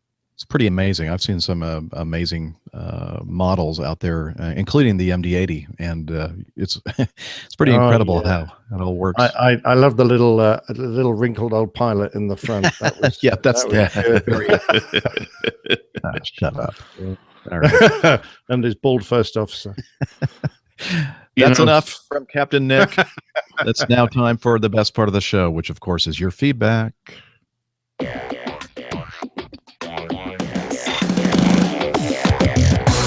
Captain, incoming message.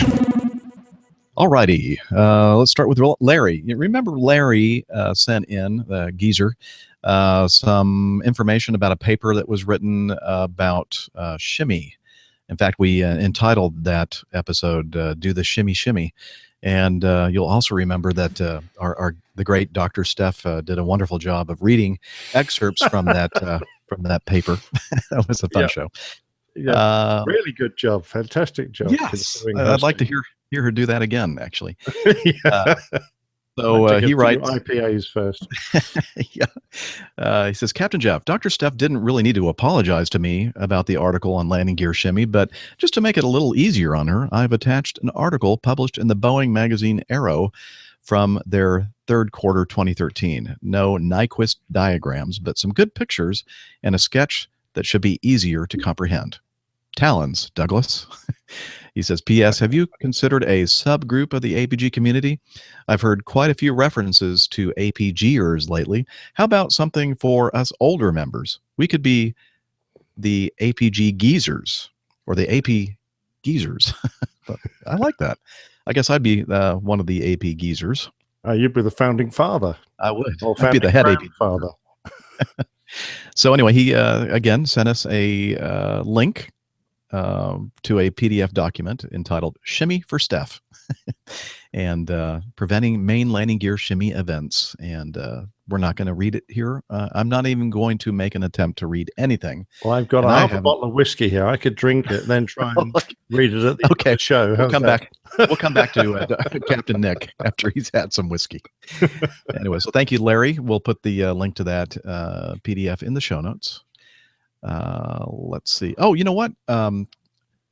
Nev, I have to say a huge shout out to Neville Bounds. He was amazing at the Wings Over Pittsburgh Air Show, as he was at the Farnborough Air Show, in coordinating for audio and video equipment and working the huge audio board and doing all kinds of things behind behind the scenes, like, picking up the equipment from the outfit from which we rented the equipment and setting it up. In fact, he even had a major injury on his thumb. I wonder how that is healing. Hopefully that's healing up well.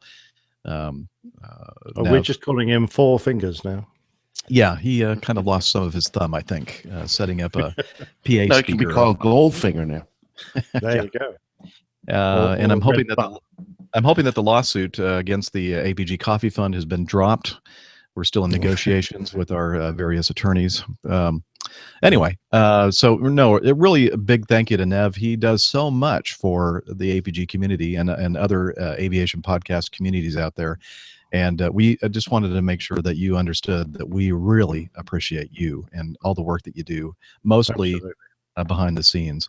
One of the things he did, by the way, on Friday, the PTUK guys did their live broadcast of their show in the afternoon in the courtyard of the Courtyard by Marriott. How appropriate. And then after that, the APG crew, everybody except Dana and Rick, we took over and did our show, episode 271, which is, by the way, a great show. We had some really serious discussions about some serious issues, and I thought that was fantastic. It was really nice to having that live audience for recording of the show. But after all of that, everybody was high on aviation podcasting geekdom, and people were getting hungry, and we thought, this is a good time to maybe head over to the Permane Brothers establishment, a Pittsburgh icon of food and sandwiches and that kind of thing. And he took along his recorder and recorded some interviews. And I've broken this up into 3 separate interviews because the whole thing runs about 37 minutes. And so let's play the first one, and this is going to bring back memories for those of you who were able to join us live at Pittsburgh. And so let's start off. Well, hi there, it's Nev here, and here we are at Permane Brothers. Pretty full house tonight, actually, and all the podcasting fraternity are here. And talking to me at the moment is Liz Piper. Hello, Liz. Hi, everybody. We had an epic day today. Got together with a bunch of folks for breakfast, which was great. Met a bunch of new folks. Some more folks arrived. Am I using folks enough? And then it turned out, Nev and I went and picked up a whole load of great AV equipment. And then we had back-to-back outdoor in rather chilly temperatures podcasts. So Carlos and Matt did their Plane Talking UK, followed by a fantastic APG with Nick, Steph, and Jeff, Nev on the soundboard, and Matt managing the video. And it was just great fun. I'm glad I brought a jacket with me. It was so cold this afternoon, wasn't it? It was cold. I even went in and got a pair of gloves for Steph because I just felt so sorry for her up there. But anyway, it was fun. Excellent. And sitting next to Liz is someone that I've never met before either. It's John Brown. Hello, John. Hello. Nice to meet all these wonderful people. So I was able to participate in the APG Traveling Frigid Roadshow. A lot of fun on the patio at the hotel.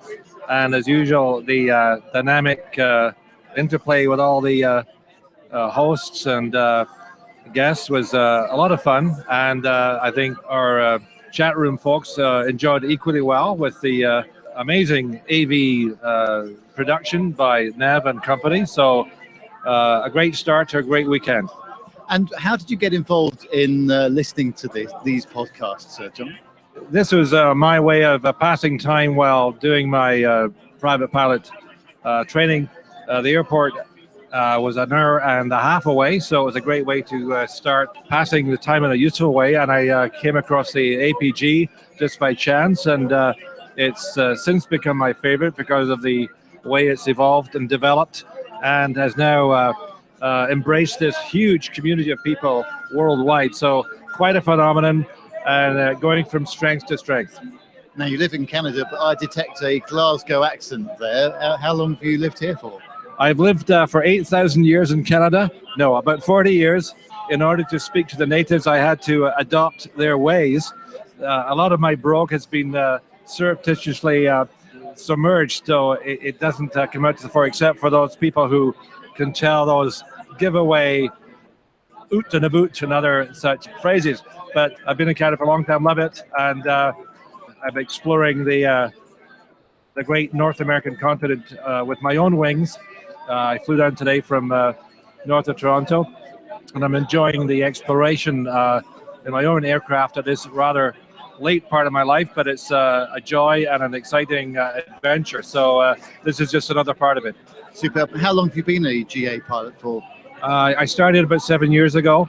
I progressed through a series of aircraft, little ones and bigger ones, and my current plane is a very comfortable long-range plane made in France, Socata Trinidad. So I've had that for 2 years, putting a lot of time on it, and it's carpe diem, just get it done while you can do it. So enjoying it greatly, and enjoying the challenge intellectually, as well as trying to become as professional as I can, and listen to the APG and the inside story from these folks is actually very illuminating. And I'm very comfortable and very familiar with the air traffic system. It's kind of funny to think of my little self and the jumbos coming in with the same controller, but it's a kind of a fun thing to be another blip on the controller screen. So I feel very proud about that, to do it professionally.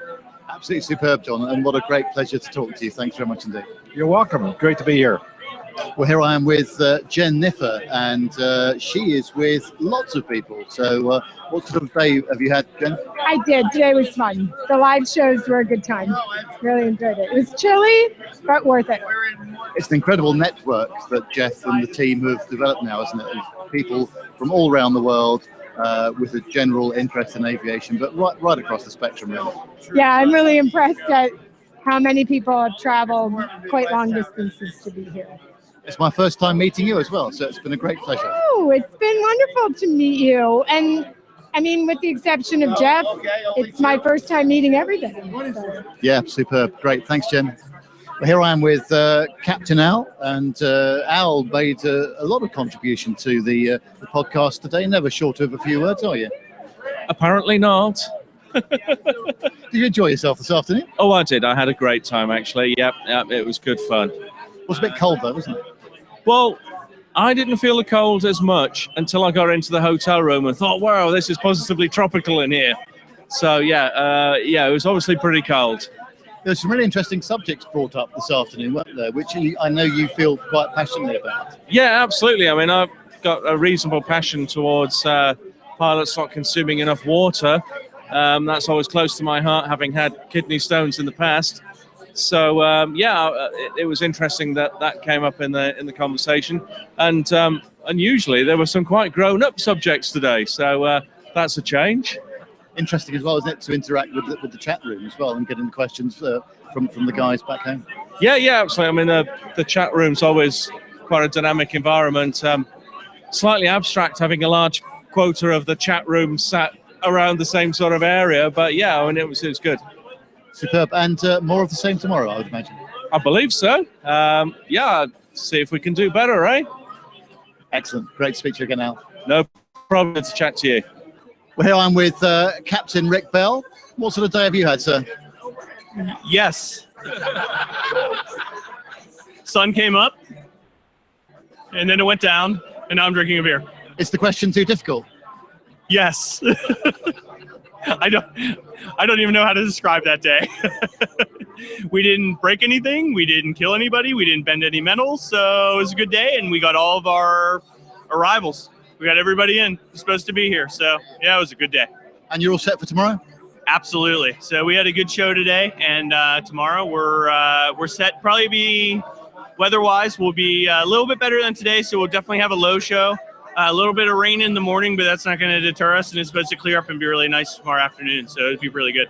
Well, we're looking forward to it, and thanks very much indeed for inviting us down. Oh, I'm so glad you guys are here. This is awesome. I'm wearing my Beatles t-shirt right now, so, representing Jolly Old, so this is going to be a blast. Great to speak to you, Rick. Thanks very much. Thanks, Seb. Well, here I'm with Plain Talking UK's Carlos Stebbings, and he's talking to Liz Piper at the moment, and looks like he's had a good day. He's got his camera in his hand as usual. Had a good day, Carlos?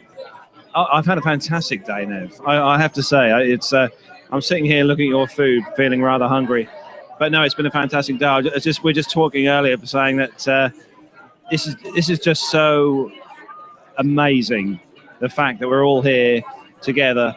And, you know, I'm sitting at a table talking to two of our listeners, the PTUK, and they've been watching us for ages. And it's just, that is absolutely truly amazing to hear that people actually, they do really listen to our show. That's what shocks me. They actually listen to our show.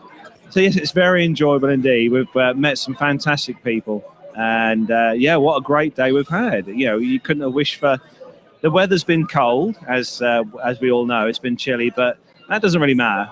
It's nice actually to sit across from Captain Al and watch him eat. That's one of the highlights, I think. Actually, by Al's standard, that's quite a minor sandwich, isn't it, really? But there we go. So what was the highlight of the day for you? What did you enjoy most today? The highlight of today, I suppose, was probably doing a live show from the hotel and having, you know, a good handful of listeners and other podcasters watching us do a live show. Because we don't normally have that, you know. It's normally a kitchen studio, my wife Gemma and Poppycat. So yes, it was good. It was really good. Yeah. Thoroughly enjoyed it. It's really great, isn't it, to actually meet people in person, but people you've only ever seen in the chat room or maybe got emails from. I'm thoroughly looking forward to the next 2 days we've got here, obviously for the air show, Saturday and Sunday, and obviously tomorrow night the big live show. So that's going to be absolutely fantastic. Yeah, I'm very looking forward to it. Brilliant, Carlos. Good to talk to you again. Thanks ever so much. Yep. Cheers, Nev. I'll let you get on with your tacos and green things, and yeah. So that was part 1 of 3, and it sure is nice to hear those voices again, and it kind of brings back those memories of a great experience at Primanti Brothers. Yeah, and what was their famed food? Because I don't think I ate it. I felt. Oh, well, it's the way they make sandwiches. It's like the Pittsburgh style, and they take, don't they? It's like your mum's sandwiches that you've been sitting on for the last 3 hours. Is that right? Yeah, but why have French fries and coleslaw on the side when you can have it all on the sandwich itself? Yeah. So anyway, so that's we'll have more to come, but thought I'd break that up a little bit. Okay. Let's see. This is some audio feedback from Chris. Let's hear what he has to say. Hello, Captain Jeff. This is Chris from KSLP calling. I just wanted to leave you some feedback. I was listening to one of the back episodes of APG from about a year ago, and one of your commenters was talking about having done a flight that sounded like it was on a flight simulator from San Jose to Honolulu. I have ridden on a number of tri-holers, well, both the tri-holers, I should say, the L1011 and the 727, from various points along San Francisco and LAX, San Diego, out to and from the Hawaiian Islands, both Honolulu and Ka'alui. And I can tell you that it is a bit of a flight, and definitely thanks to ETOPS. Nowadays, running a 737 on that flight, which I know Alaskan Air does because I rode on one about a year ago. It is a bit longer, but it's not a lot longer because just because of the, I guess, differences in the designs. But thank you for your show. Well, love your podcast. Thank you, Chris. I'm not sure exactly what Chris was doing there in the background. Sounds like he was at work. And yeah, I don't know, interesting noises. What do you guys think? I reckon he was dragging a dead body along behind him. It could be. I need to get this thing off the screen, don't I? Let's see. No, we like it. You leave that there. Okay, you don't have to look, you don't have to watch me. No, but I'm only joking. No, you're not. Okay. Yeah, well, sorry, didn't mean to scare you. Let's see. Continuing on with some more audio feedback. This is Jim from Canton, Akron. Take it away, Jim. Hey, Jeff, this is Jim from Akron, Ohio. Hey, I've been a long-time listener and almost since you relaunched the podcast, and love the format with the multi-crew with Nick and Dr. Steph and Dana and Rick. I hope you're back on board someday. I just wanted to call to say thanks to Nick for all those plain tales, and especially the ones with his father, Andy Anderson. Those were fantastic, and hats off to you, Nick, for recognizing that's something that needed to be shared with everybody. So wish your father the best for us, and thank him for everything he's done for us. And unfortunately, I can't be at Wings over Pittsburgh because my daughter's graduating from college that weekend, but we'll catch up with you guys someday. Thanks. All right. Well, thank you for that. Yeah, Jim. I appreciate your kind comments, Jim, and I'll make sure my father hears your feedback. Excellent. You know what? This might be a good time. Since he just mentioned Plain Tales, it might be a good time for us to play this week's installment. What do you think? Oh, I'll get in the buff then. Okay. Yeah, we'll allow you a little time to strip down. Here we go. Ooh. I like the that old music. pilot's Plain Tales. The Buff. I've been looking for a suitable opportunity to tackle the subject of what is, without doubt, one of the most iconic, long-serving, and remarkable military aircraft ever conceived. But after meeting it in person whilst flying the Phantom, and more recently at Wings over Pittsburgh, a quick glance at this day in aviation gave me the perfect excuse.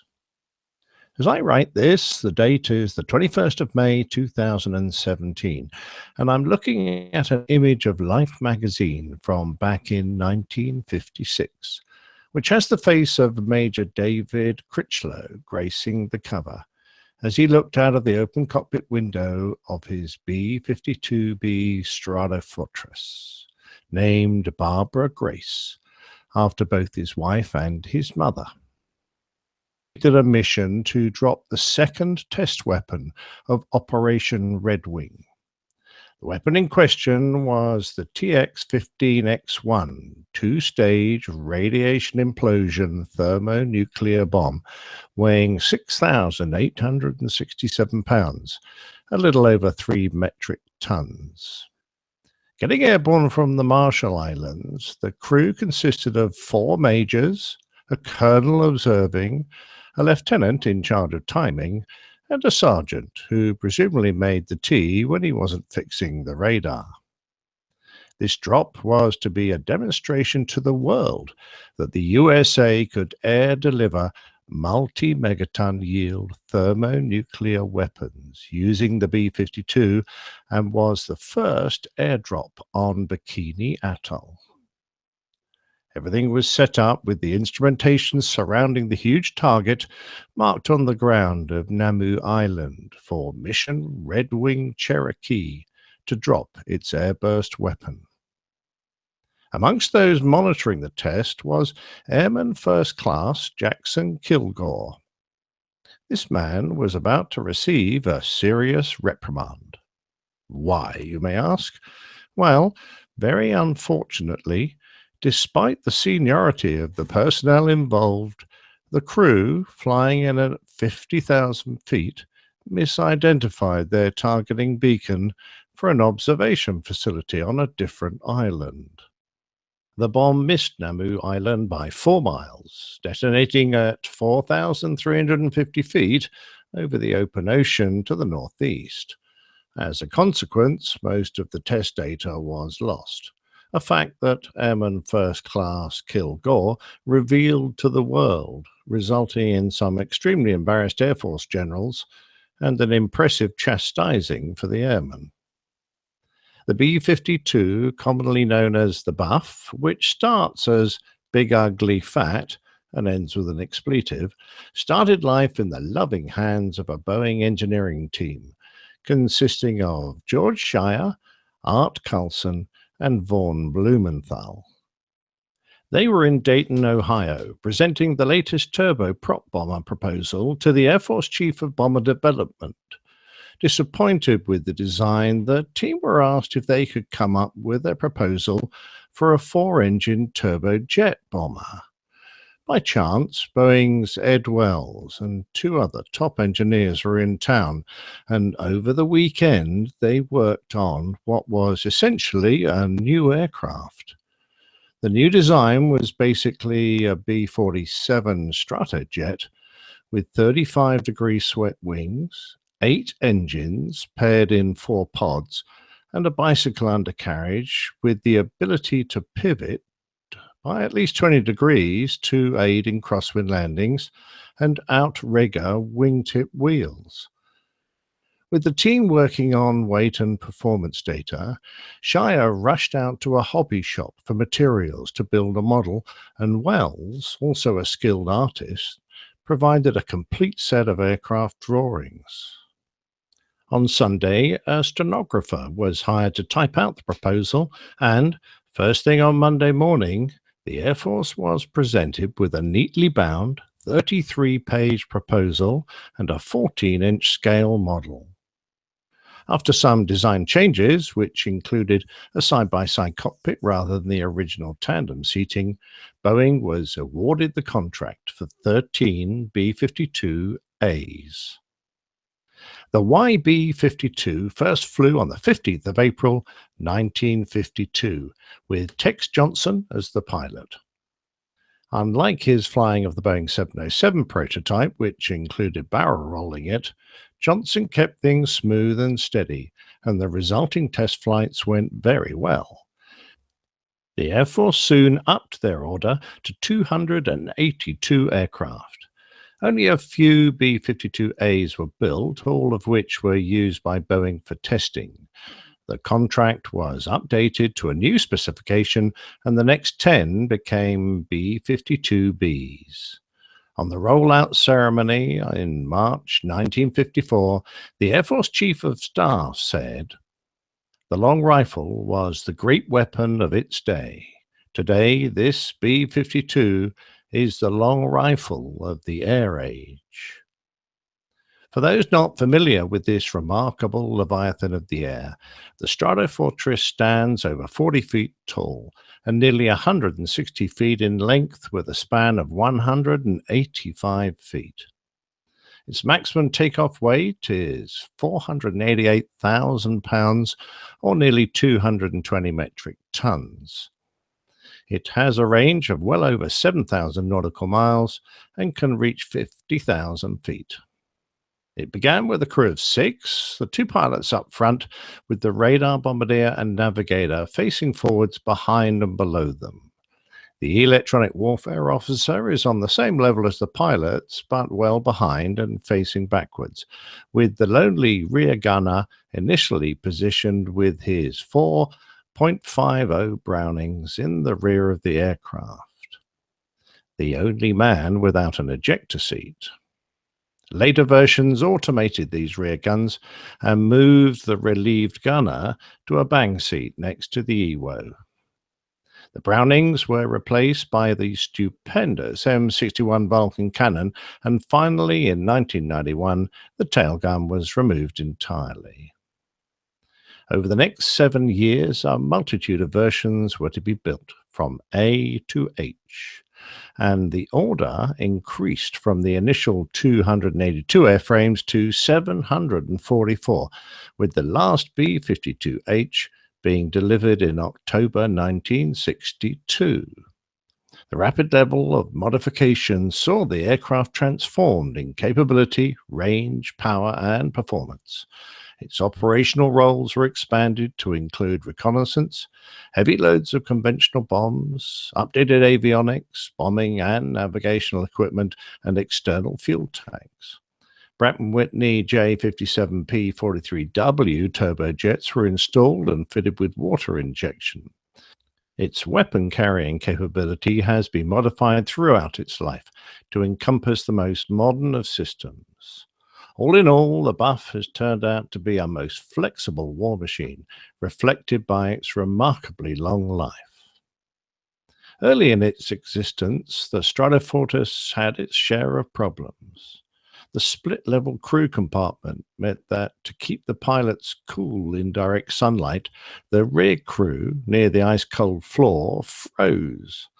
The fuel system was prone to leaks and freezing, the J-57 engines were unreliable, and an alternator failure caused the first crash. However, it set records too. 4 B-52Bs and 4 Cs flew non-stop around the perimeter of North America, some 13,500 nautical miles, in 31 hours 30 minutes.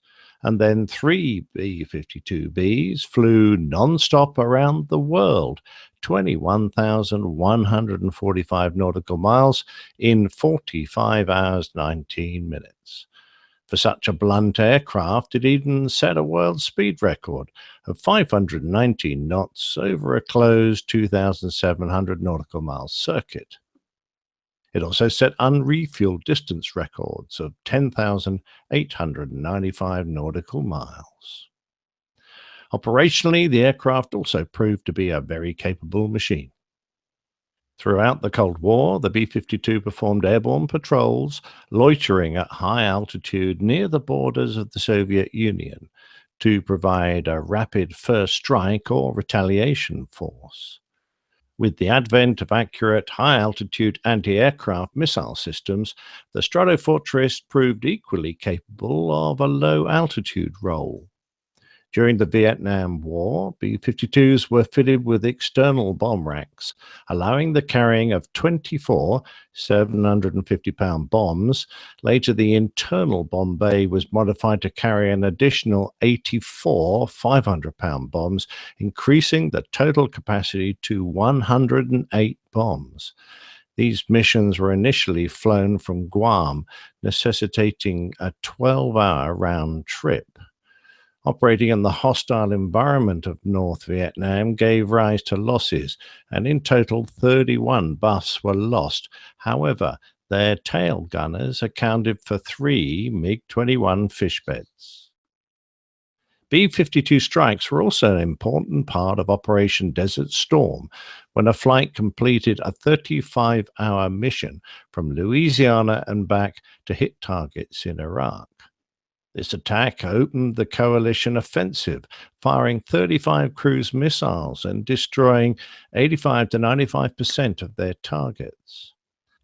Conventional attacks were also performed by a flight of 3, which dropped a total of 459 750-pound bombs in a 1.5 square mile area, so demoralizing the Iraqi troops that many immediately surrendered.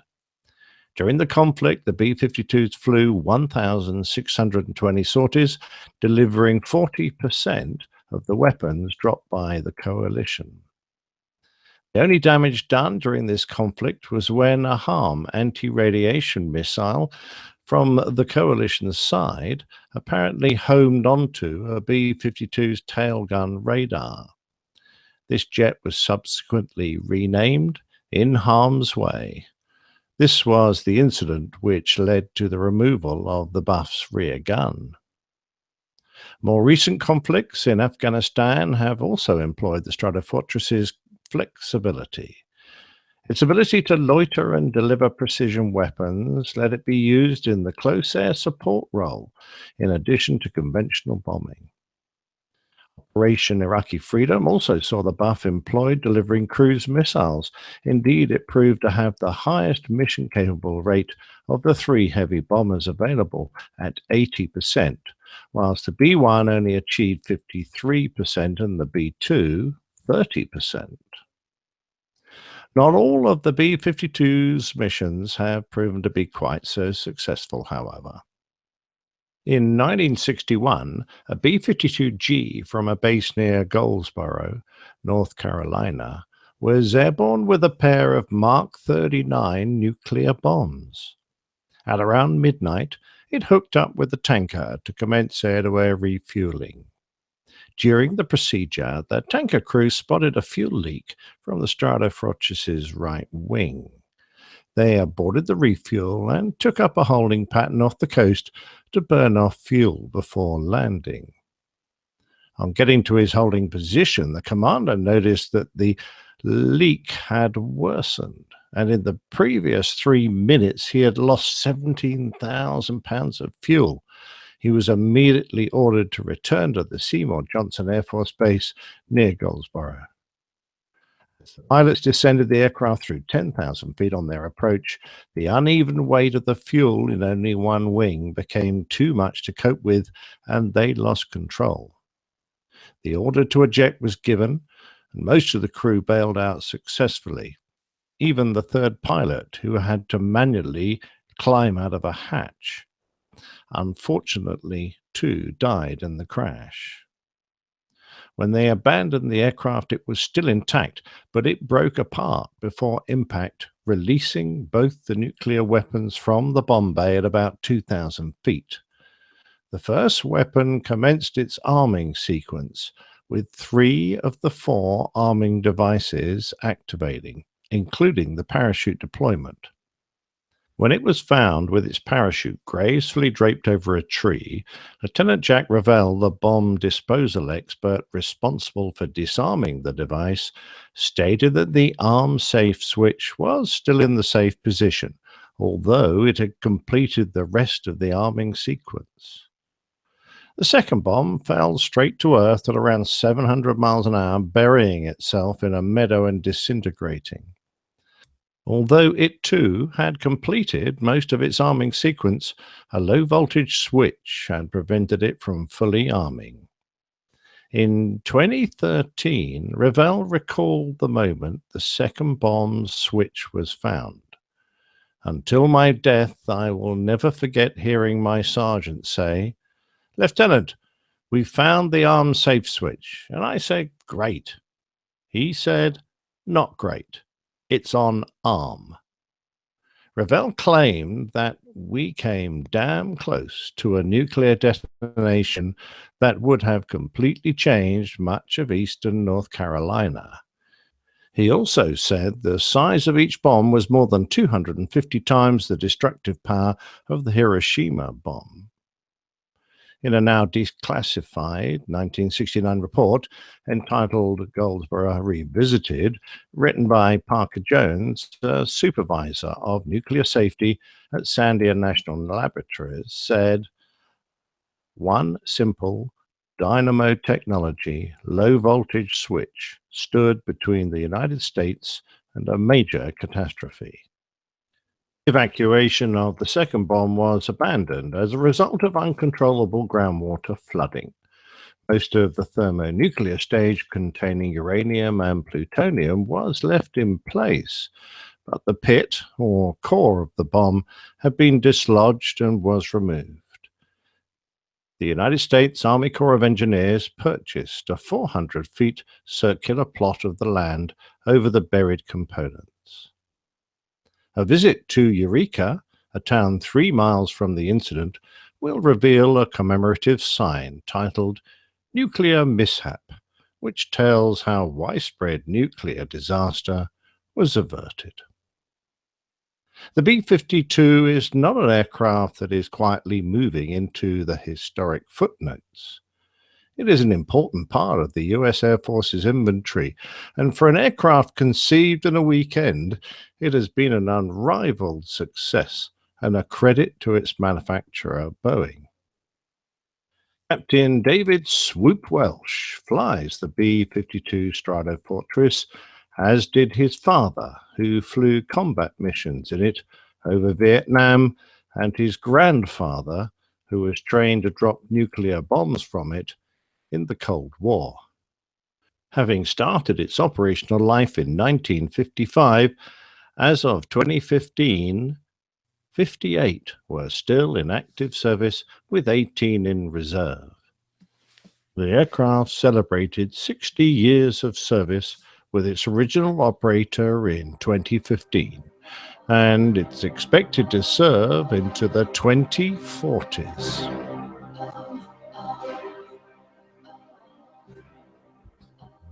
What an amazing airplane. And did you have a chance to do the little tour at Wings over Pittsburgh of the B-52 on Sunday morning? Yeah, I met Lieutenant Streaker. Streaker, I'm trying to remember now. Very nice Streak, guy. I think. Yeah, who he showed us around the outside. We were going to go into the flight deck the next day, but I overslept, so I didn't get a chance. Yeah, me too.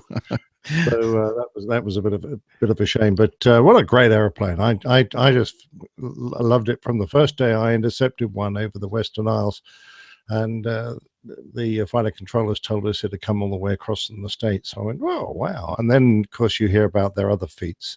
Some of those missions they flew in the Gulf War, 35 hours flying just to come and drop well, I'd say a few. They dropped a whole heap of bombs, but those were big missions. That was fascinating. The story at the end, where all those nuclear warheads were dropped from the airplane, and somehow a miracle occurred, and none of them were ignited or whatever. None of them went off. No, I think there are a few stories like that still hidden. I think the Cold War will in future produce a few more remarkable things. There are plenty of tales of nukes lost in oceans and people dropping them unexpectedly and that sort of thing. So having a couple come out of a broken B-52 is actually quite small change. Gentlemen, I have to take up issue with one comment you made, both of you. Oh, really? You both said you overslept to go into the cockpit. I beg to differ because I wasn't even there, but I'm willing to bet you both hung over. Ah, well, no, we weren't really doing any drinking at all the night before Saturday night. Well, no, I had an early night. I was just a bit of jet lag. I don't remember anything like that. Do you? Of course you don't remember. I don't remember anything at all. I'm sure. Yeah, I don't have to be there to know. Yeah, but still, the fact that the B-52 was basically presented to the Air Force after a weekend of design, I thought was fantastic. What a great story for those Boeing engineers to have put the entire proposal together over a weekend, got the whole thing professionally knocked up, and then threw it at the Air Force, and they loved it and took it on board. I thought that was brilliant. Yes, exceptionally so. All right. Well, thank you again for all that hard. I mean, the research must have been difficult to do all that for that installment. That aircraft is almost too much. Yeah. So some are easy because there's only a limited source, but there's so much about the B-52. It was great fun there. Yeah. Well, thank you. Let's see. Let's play the second installment of Nev's interviews at the Primanti Brothers. Well, here I am still in the restaurant. Here's a gentleman that's had a lot to say for himself today. Hello, Brian. Hey, Nev. How you doing? I'm very well. And what do you think of today? You enjoy yourself? No, not at all. There are a bunch of airplane geeks here, and they talked about aviation the entire day. And, oh, my God, drivel. But surely you would be on your element. Yeah, it was quite fun, actually. So wait, which podcast are you referring to yourself? I mean, what podcast you could edit that out. What podcast are you doing this for today? I'm just doing a pool feed, so I'll sell it to the highest bidder. Oh, I thought it was live, therefore you couldn't edit it. Well, someone's got to pay for my expensive ticket over here, isn't it? Yeah, there you go. Since you're flying on BA and upper class, or not. What the hell does BA call their business class? It's Club World, sir. Club World. Club World. Yeah, I'm sure you're flying on Club World. So you had an interesting trip in, didn't you? All is good now. You've got your computer back. You've got all your possessions. Is that right? So having flown on United, and I hope this blows up in a tweet storm as soon as Micah tells me how to sign on to Twitter, I can actually make a big deal over this. But yes, United yet again should be in the headlines over my travel experience to get here. However, my boss doesn't know that I actually took today off. So that story is embargoed until further notice. It's a double-edged sword, yes. But if this happens on Sunday, I'm totally fine. Yeah, so I think we can cover that. should be okay. Anyway, good to talk to you, Brian. And so also at this table is Eric. What do you think of all this, Eric? Have you enjoyed it? I'm having the time of my life. Seriously. First of all, just to have unstructured time off is a privilege, and I've met so many wonderful people, yourself included, and I'm feeling so welcomed in this community and just having a great time and interested in the shows and wonderful food. And beer? What could be better? It's a great community, isn't it? Really interesting to meet people from all walks of life. Yeah, it is. And I've been in different worlds, and so it's really neat to you're such a diverse group of people who have this common interest, and people who are just aviation freaks that aren't from the business, people who've been in different parts of the industry, pilots, and so on. And so there's so much interesting stuff to talk about, both about airplanes and about other parts of life. Yeah, absolutely fantastic. And very nice to meet you as well, Eric. Really, really nice. And sitting next to Eric is the main man, Micah. Good evening, Micah. Good evening, Nev. It's so nice to see you. I'm so happy that we have managed to get together twice in less than a year. It's pretty good, isn't it? Actually, just thinking about it, I'm not sure we can do these big events more than once a year, to be honest with you, because we'd all be very, very tired. But what's been the highlight of the last couple of days for you? There have been a great deal of highlights, but I think the two biggest were yesterday when, was it? Yeah, I guess it was yesterday. The days all mixed together. Matt came in and sent me a text message that he was here, and I hopped on the van to go meet him at the airport, and got off the van, and there he was standing there, and gave him a great big hug, which he wasn't expecting, but it was fine, and it was just so wonderful to see him, with Matt being so fearful of flying and having made it. And then an hour later, I did the same thing with Carlos, who was waiting for me with his arms outstretched, and being able to also give him a great big hug. Seeing both of them arrive from the UK, and then the other highlight was when you walked in a few hours later in the evening, and seeing you again. It's just a reunification of this amazing friendship that's developed and gotten even closer over the past 10 months. It's really interesting, isn't it, that people that have had no connection with each other at all, in fact, if it wasn't for the internet, of course, none of us would have met up at all. Yeah, it's truly unreal. Jennifer Adams, that's who we know as Jen Niffer, was supposed to be in Washington, D.C. last year, and it didn't happen. And I had promised, or maybe threatened her with a hug, and I couldn't deliver it because she got sick and she couldn't come. So I sent it to her in Oshkosh via Hillel. Jennifer and I have never met until today, when she finally got that hug. But we had never met, just like last year with you and I, and we're old friends. And there is no way to describe that feeling that we all have. Fantastic, Micah. Thanks very much indeed. And just sitting opposite Micah is one of the technical wizards of the entire event. It's Matt Smith. Well, as Micah alluded to, obviously with your slight fear of flying, everybody is seriously impressed that you are here. And how do you feel about it now? I'm having I was just saying to Brian, literally, it's like I've essentially had him put in front of me the opportunity of a lifetime that I mean, there's no way that a fear of flying can possibly deny you of that, really. You just have to sort of man up and get over it. But I mean, as I've said before, I mean, there are lots of people who without whose help I wouldn't be here now. One is Brian, who's to my left here, Captain Al and his Flight Fear Solutions, who's done loads of counselling and things with me to just try and get my head round what is essentially a very irrational fear. Again, from my point of view, Owen, who took me on my test flight, sorted me out for a little trip to Owen took me on a little test flight to Toulouse to just sort of see how I got on, and actually sat with me.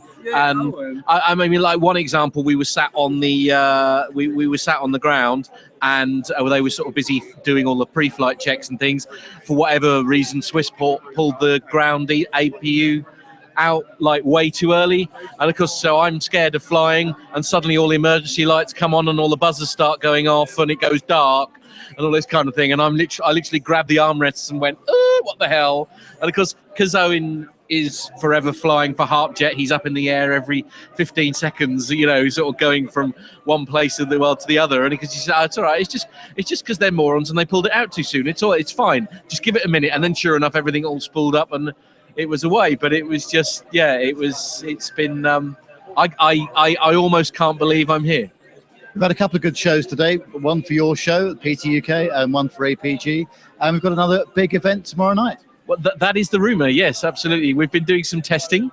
Yeah, I won't say what we've got up our sleeve for tomorrow because, well, I suppose I don't know. No, because I don't want to spoil the surprise for those that are around me. But although you won't be hearing this till afterwards.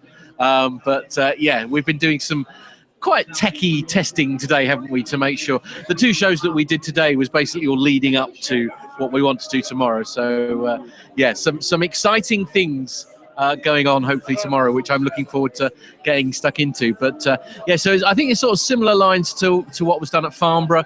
So a nice big panel of sort of fellow podcasters all sat around a nice big table with what sounds like quite a large audience from what it is. Yes, absolutely. And but I just want to say, Matt, thanks ever so much for all you've done today as well. And once again, really enjoyed working with you. No, thank you, Nev. I mean, I've only had 2 cameras to play with. You've had about 15 microphones and goodness as well. So I've had the easy job, really, just getting it out onto YouTube. So that's what I like about these events. I don't have to talk. I don't have to. I just have to sit there and press buttons. It's great. It's great. No, but we're looking for the legend that is Nev. The legend that is NevTech. That's it. You see, and I'm very much looking forward to working very closely with NevTech tomorrow. Superb, guys. Great stuff. See you tomorrow.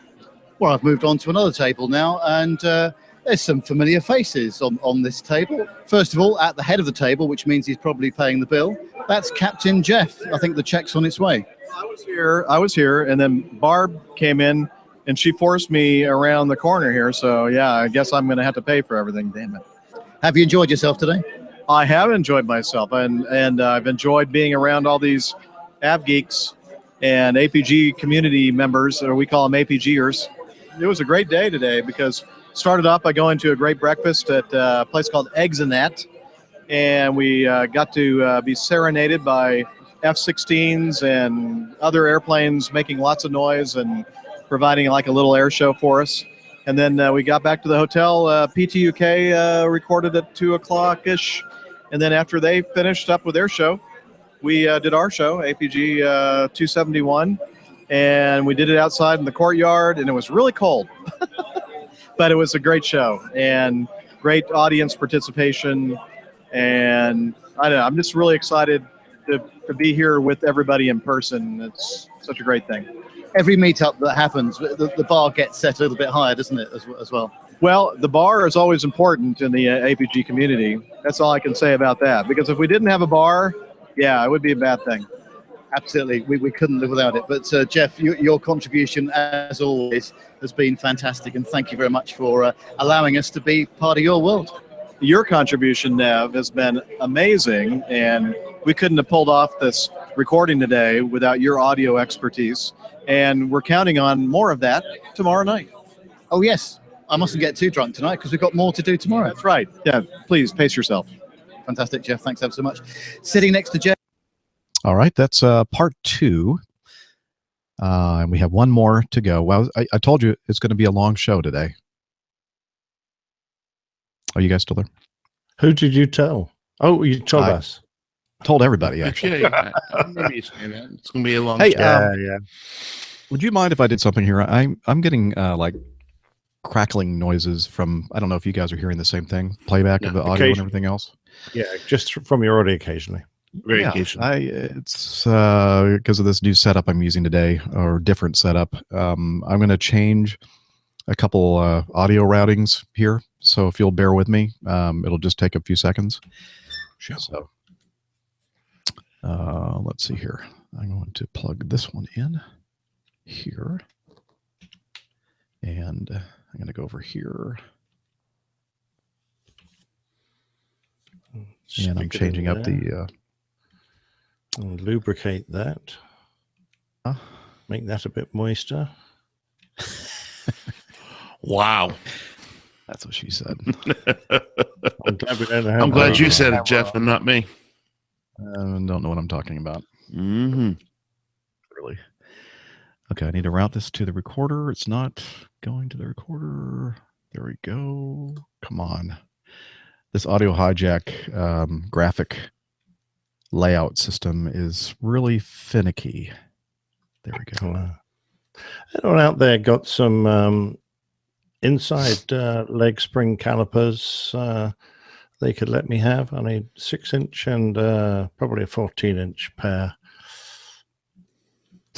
What? No? Yeah, yeah. I could have gone so many places with that.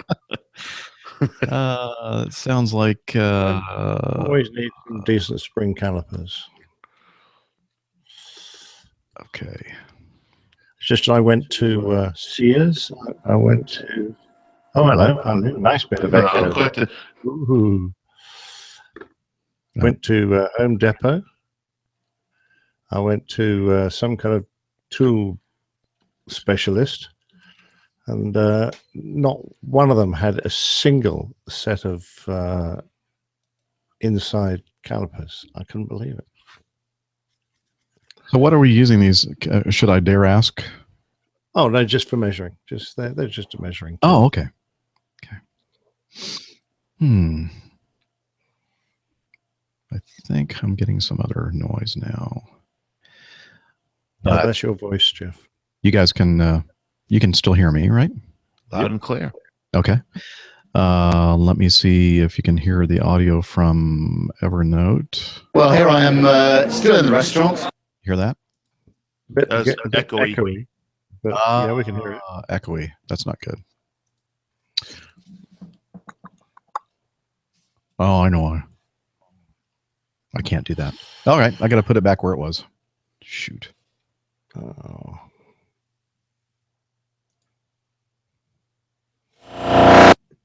That's not good. Oh, ow. That was good. I thought it was excellent sound effect. What was it?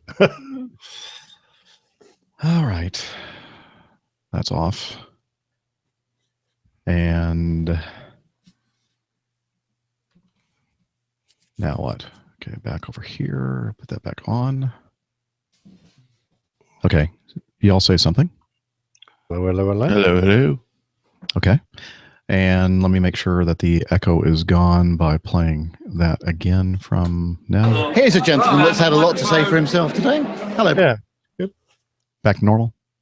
Yep. Okay. Yeah, I don't know Sounds what good. the crackling is. I'm not sure exactly what's going on there, but that didn't help what I just tried. Okay. Let's see. Let's resume the show. Let me make sure the recorder's still going. It is. Good. Back to Evernote.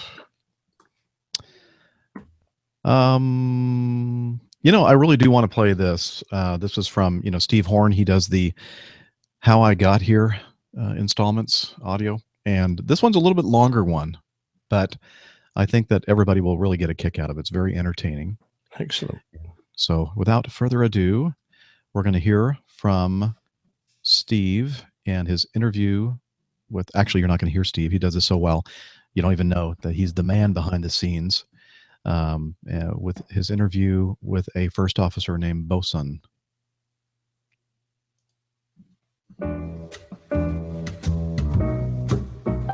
Orúkọ mi ni Bosun. Mo ń ṣiṣẹ́ fún Acme Junior nílùú America. This is how I got here.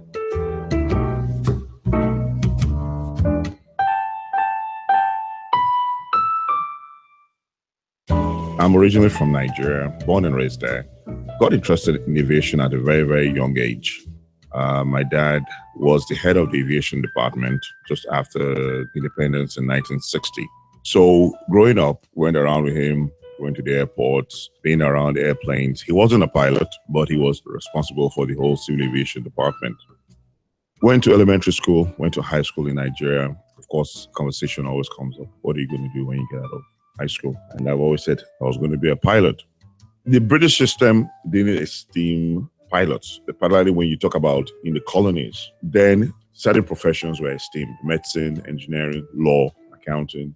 Such were esteemed because they were grooming manpower to take over these colonies, reduce the amount of British officials who were being sent to the colonies and begin to have the locals manning a lot of these posts. And so it influenced how the locals saw these professions. Then, obviously, there was an aviation department, but the aviation department was mostly British personnel, both pilots, engineers. The only thing the locals did at that time was flight attendants. And of course, the flight attendants had the pursers who were British over them. And that was the way things were in the colonies. At independence, the whole system continued. So I wanted to go to flight school. Interestingly enough, the irony of everything in my dad's opposition is that the Aviation College in Nigeria, by the United Nations, one of their agencies, UNESCO, approached the Nigerian government trying to help right after independence. What can we help you? Where do you need manpower development? And one of the areas they wanted was in aviation. And my dad was the one who actually pushed for UNESCO to set up an aviation college in Nigeria. And then when it came for his son to go, he was adamantly against it. That was the irony, because many people, friends of my dad, whose kids wanted to go, they come and see my dad. He gives them advice on how to go about the whole process of getting admission into it. But when it came to mine, he just shut it down. He was like, no. Do something with your life. So immediately after high school, I didn't go there. So the deal was, I was adamant I was going to do this flying. I was ready to sit down at home after high school and watch my dad. Of course, my dad wasn't going to just let me sit down at home doing nothing.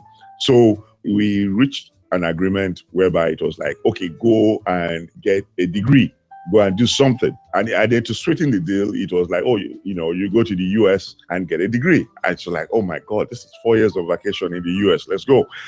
So I came to the US. I went to college out here, studied business admin, emphasis in accounting. And to me, it was, interestingly enough, I didn't find it much of a challenge. But I was actually looking forward to finishing it, and then my dad fulfilling his own part of the bargain, which he did. Well, when I got back, there was a plan to take over government in Nigeria by the military. And the then head of state, the military head of state, the coup plotters decided that the best way to get him was to use the Air Force, do aerial bombardment on the State House and just kill him there. Apparently, I guess they found out about the plot. This really shook the man, because after that, he defunded the Air Force and everything aviation or pertaining to flying. Flights were still flying, airlines were operating in Nigeria, but he did not really encourage it because he still had that fear of these guys coming and killing him. So in defunding the Air Force, it also affected the Aviation College also. And of course, that was about the period I just landed in Nigeria, ready to go start flying.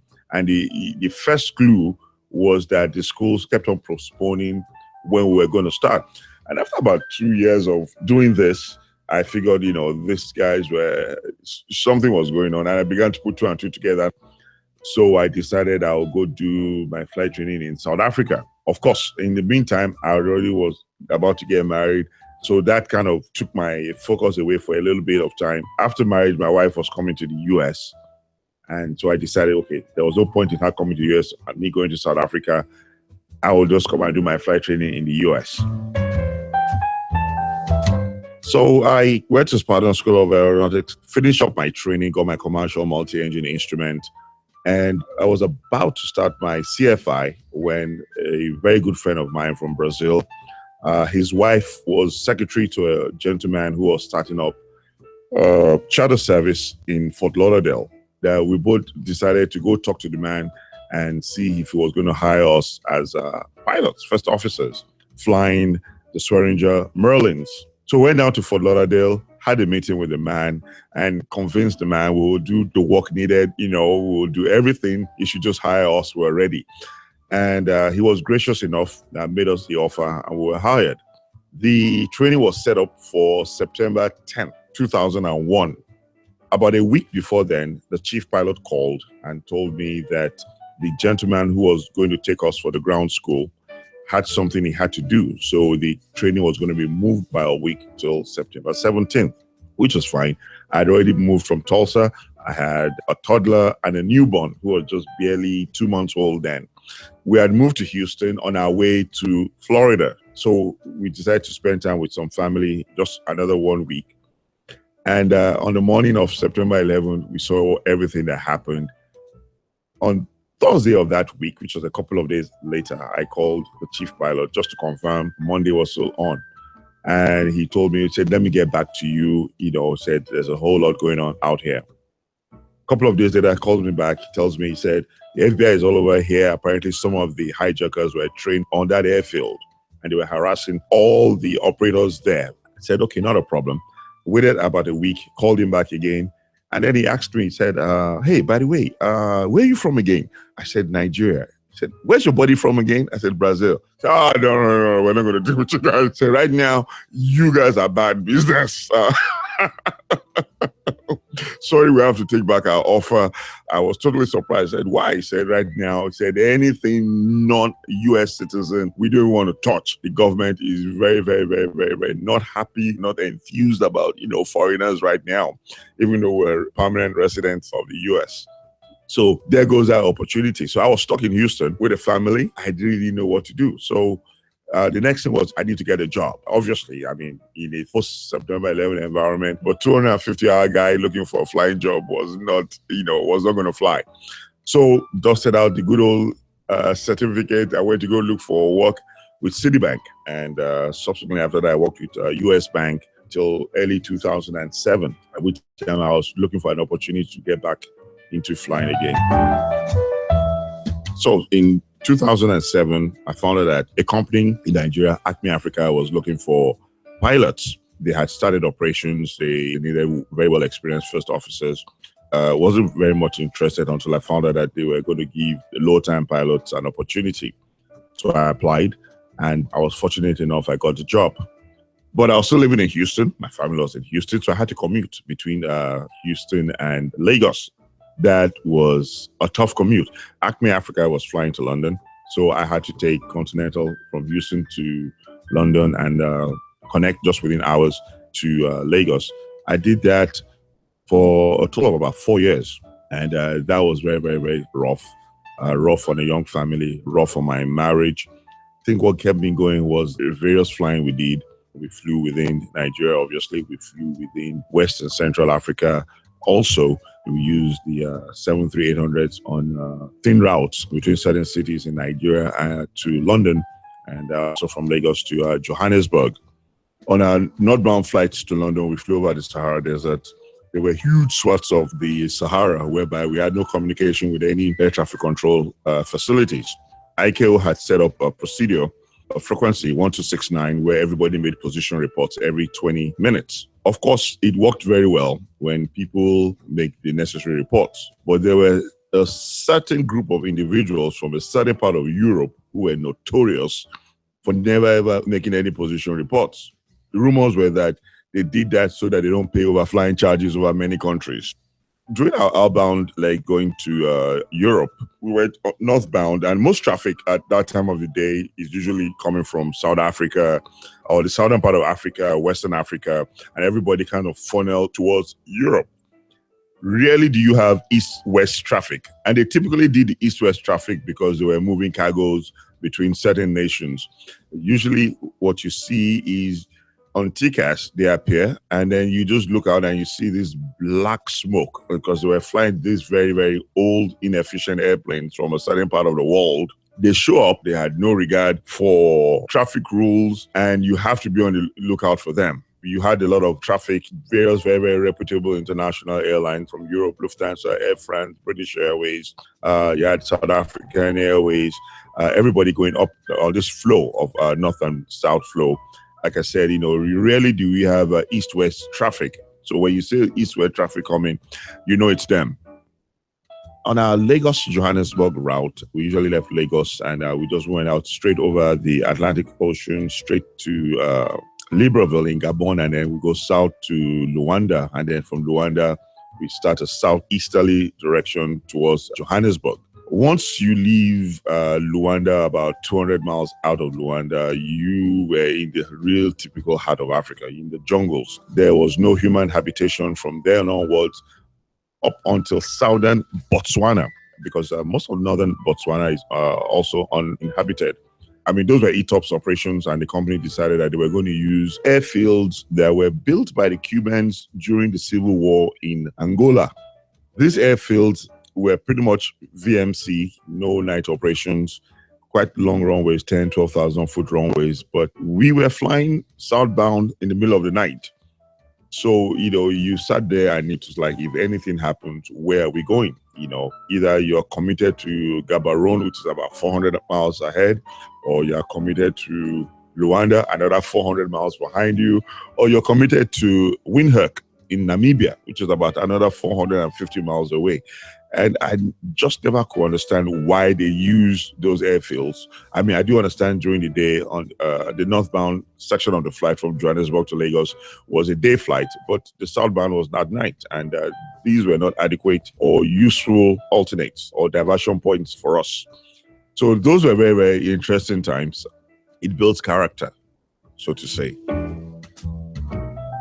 But all good things come to an end, and I had to weigh my enjoying the job and then also the obligations and the, not just financial obligations, but just the emotional and the psychological toll I was having on my family. So I just had to quit and come back to the United States. I was fortunate I got a job with an airline, being based in Houston, flying the Q400.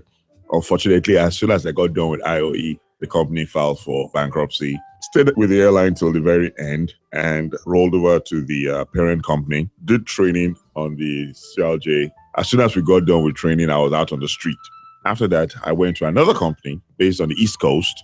Nice people, but unfortunately, the environment then was an environment of rancor because contract negotiations had drawn out for almost a decade. Very good people had become very, very bitter, angry, dissatisfied with the company. And it wasn't the kind of environment I was really eager to be in. While all this was going through my mind, I got a call from a buddy who said there was a new company starting in Nigeria. The Nigerian Civil Aviation authorities insisted that their initial cadre of pilots had to have X amount of hours on the type of airplanes, which were 737s, that they wanted to fly. So they were desperately looking for people to come in and help start their operations. And I took up their offer, and I was back again in Nigeria. Spent almost a year there. Only drawback about the job, it was a very well-paying job, was that I only got 30 days vacation a year. And that's all I could use to come and see my family in the US. There was no opportunity to commute because they didn't have any interline arrangements. So each time I had to travel, I have to put down about $1,500, $1,600, $1,700 to buy a ticket. I couldn't be doing that every week or every other week. It was just totally unaffordable. So I was always there, spend about 6 months and then come home for 2 weeks.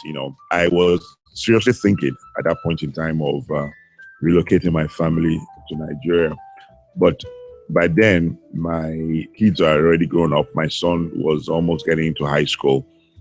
Myself and my wife decided it wasn't in the best interest to relocate them. So I had to leave that job and I'm back again in the US. Then I went to Plateau Airlines after coming back. It was almost like a sandwich. I left a very, very bitter, rancorous company, went to Nigeria and came back to a very bitter and rancorous company again. I quickly did a double take after about 6 months and said, no, this is not working out for me. The pay was horrendous.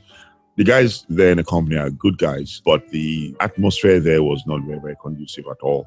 I found out that I was using all the money I had saved up after flying in Nigeria to subsidize my living here and working for this particular company, and that wasn't working very well. So I decided to just depart from them and then take a job with Acme Junior. Almost a year to this day, I interviewed with Acme Junior, and the interesting thing was that back in 2012, I had interviewed with them at a job fair. I was promised I would be brought over to their headquarters to do the technical portion of the interview, that they were very, very happy with me. I'm still waiting for that invitation. So during the interview last year, I told the interviewers what had happened, and they were dumbfounded that this had happened to me. Well, I'm here in Acme Junior now. No complaints. What I've learned so far in my journey through through the years is one, flexibility. You have to be flexible. An inflexible person will always have a negative attitude and will find it hard to be able to carry people along and be an effective leader. Another thing I also learned was something I learned through a very, very senior captain in Nigeria by the name of Philip Machunga, who always told me, never let people push you around. We get into places, stations, and the agents are trying to rush us, things like that. And he always tells me, sit down, relax. When you're ready, then we're going to go. He said, when they push you, you tend to miss things, and that is where you begin to box yourself into a corner. And the last one, my dad has a saying, never complain about what you tolerate. So if you're in a situation and you're complaining about it, you're tolerating it, my dad always says, shut up. He doesn't want to hear you. Do you make a change? Then don't talk. Don't complain. So, I've learned if I'm in a situation, I don't like it, I'm not comfortable with this, then I'm not going to sit down and complain about it. I'm just going to find a way to get up, get out, and find the next opportunity or create an opportunity for myself. I've had the opportunity to fly with some really great people. I've met a lot of really great people along the way. And if I was to do it all over again, I wouldn't change a thing. I'm First Officer Bassoon, and this is how I got here.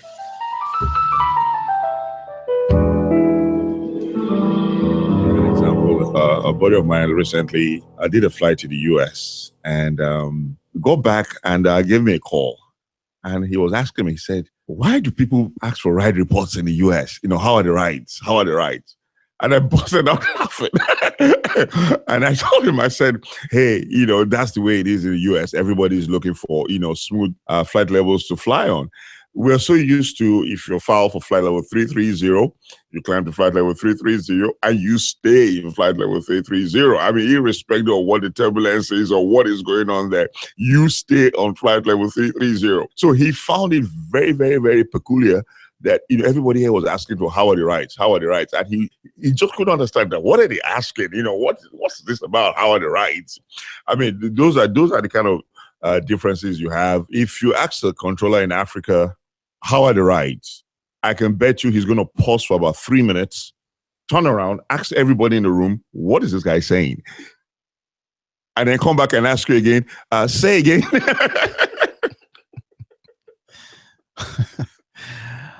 Oh man, what a great story! What a great storyteller. He's very funny. Fantastic. Yeah. Yeah. Several people in the chat room say you got to have him on the show. Absolutely. It was very enjoyable to listen to. Mm-hmm. And so, what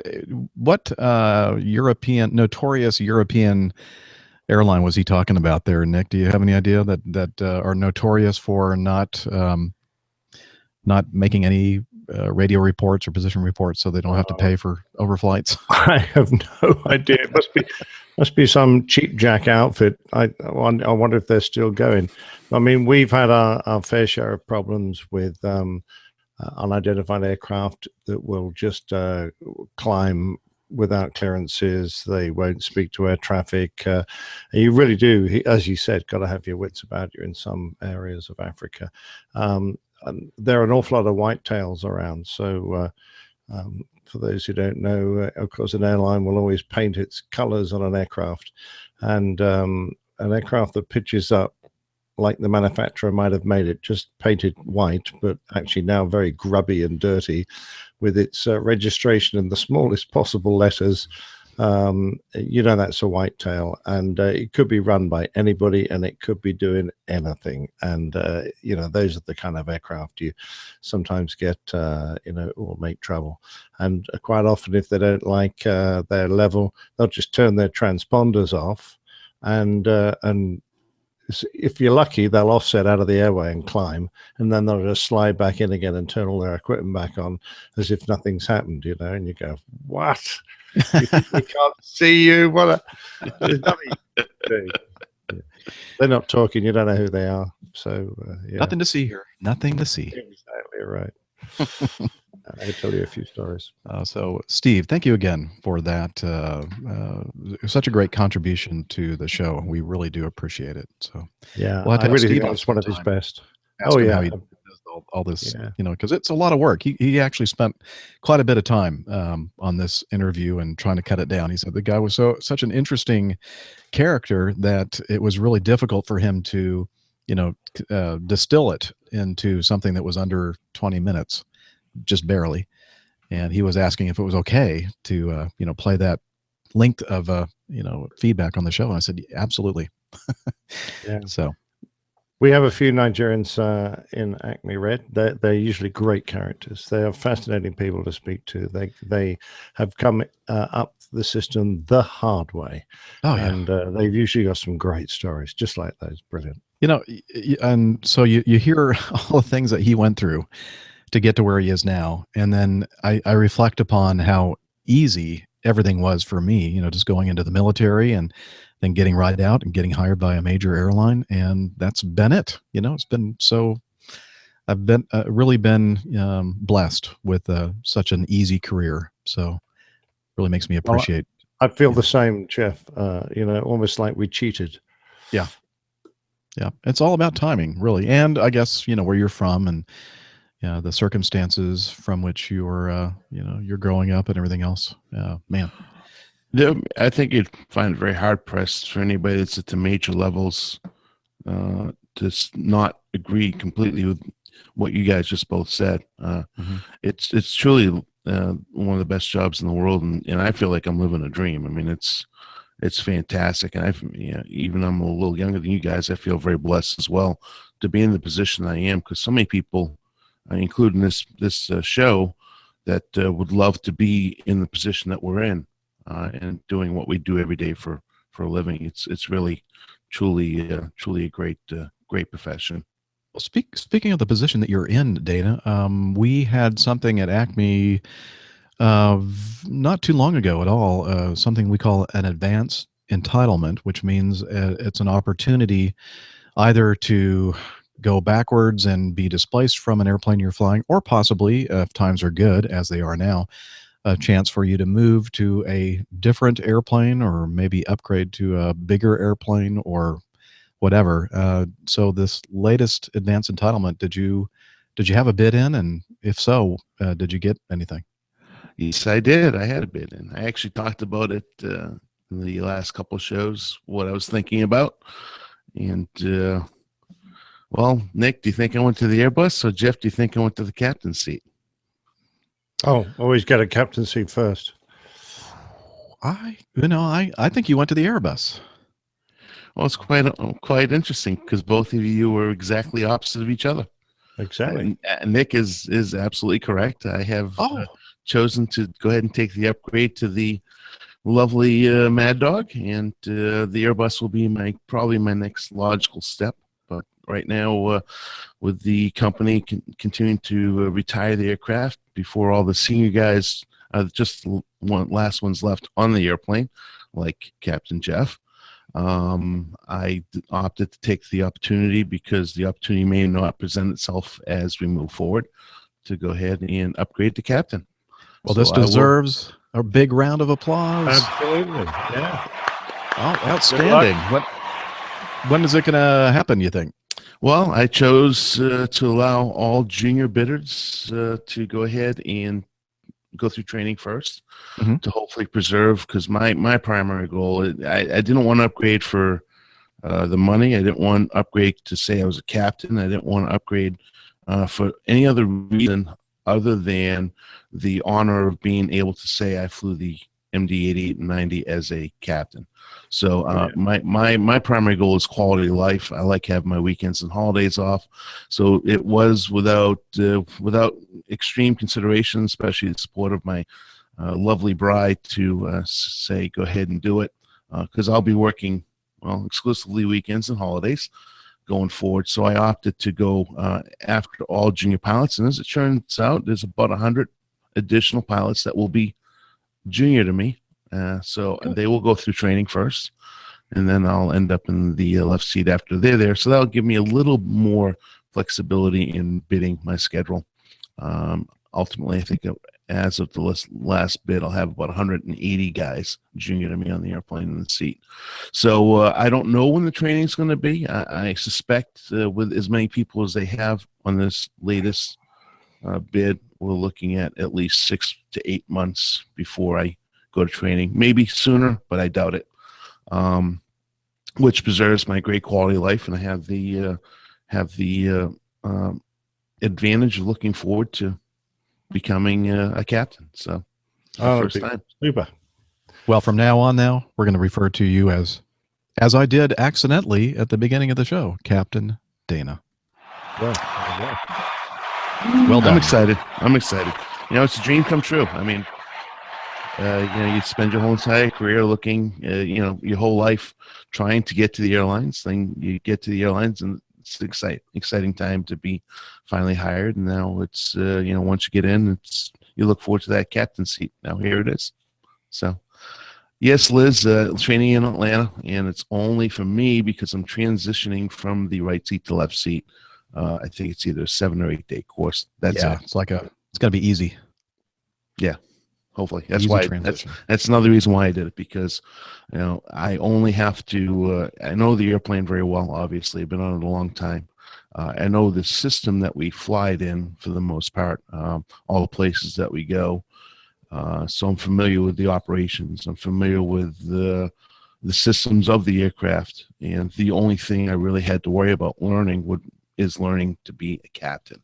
So I took that all into account as to the first upgrade as a captain at an airline. You have to have what's called a Fed ride. And so the Federal Aviation Administration representative needs to ride along with you. So I took that all into consideration and said, well, what would be easier for me to go ahead and go to the Airbus, and then in a year and a half or 2 years upgrade to captain on that thing, and not know it as well as I know the 88. And of course, the 88 was the obvious answer, that it's the only thing I need to learn is how to be a captain. So versus learning the aircraft and all its idiosyncrasy. So it makes it a whole lot easier. So I'm looking forward to it. Thank you very much to the room saying congratulations, but I'm honored. It's really an honor. So yeah. Well, all I can do is wish you well. Thank you. You've got 8-9 months now to chew your fingernails. Not nervous. You know at all. What will he be doing? I'm sure he's already been doing this, but then you start paying more attention to that guy or gal sitting over there on your left, and all the things that he or she is doing that you really, kind of don't pay close attention to, and by the time you're in training, you'll have it all down. You'll go, okay, move out of my seat. I'm ready to take over. Yes, Jeff, move out of my seat.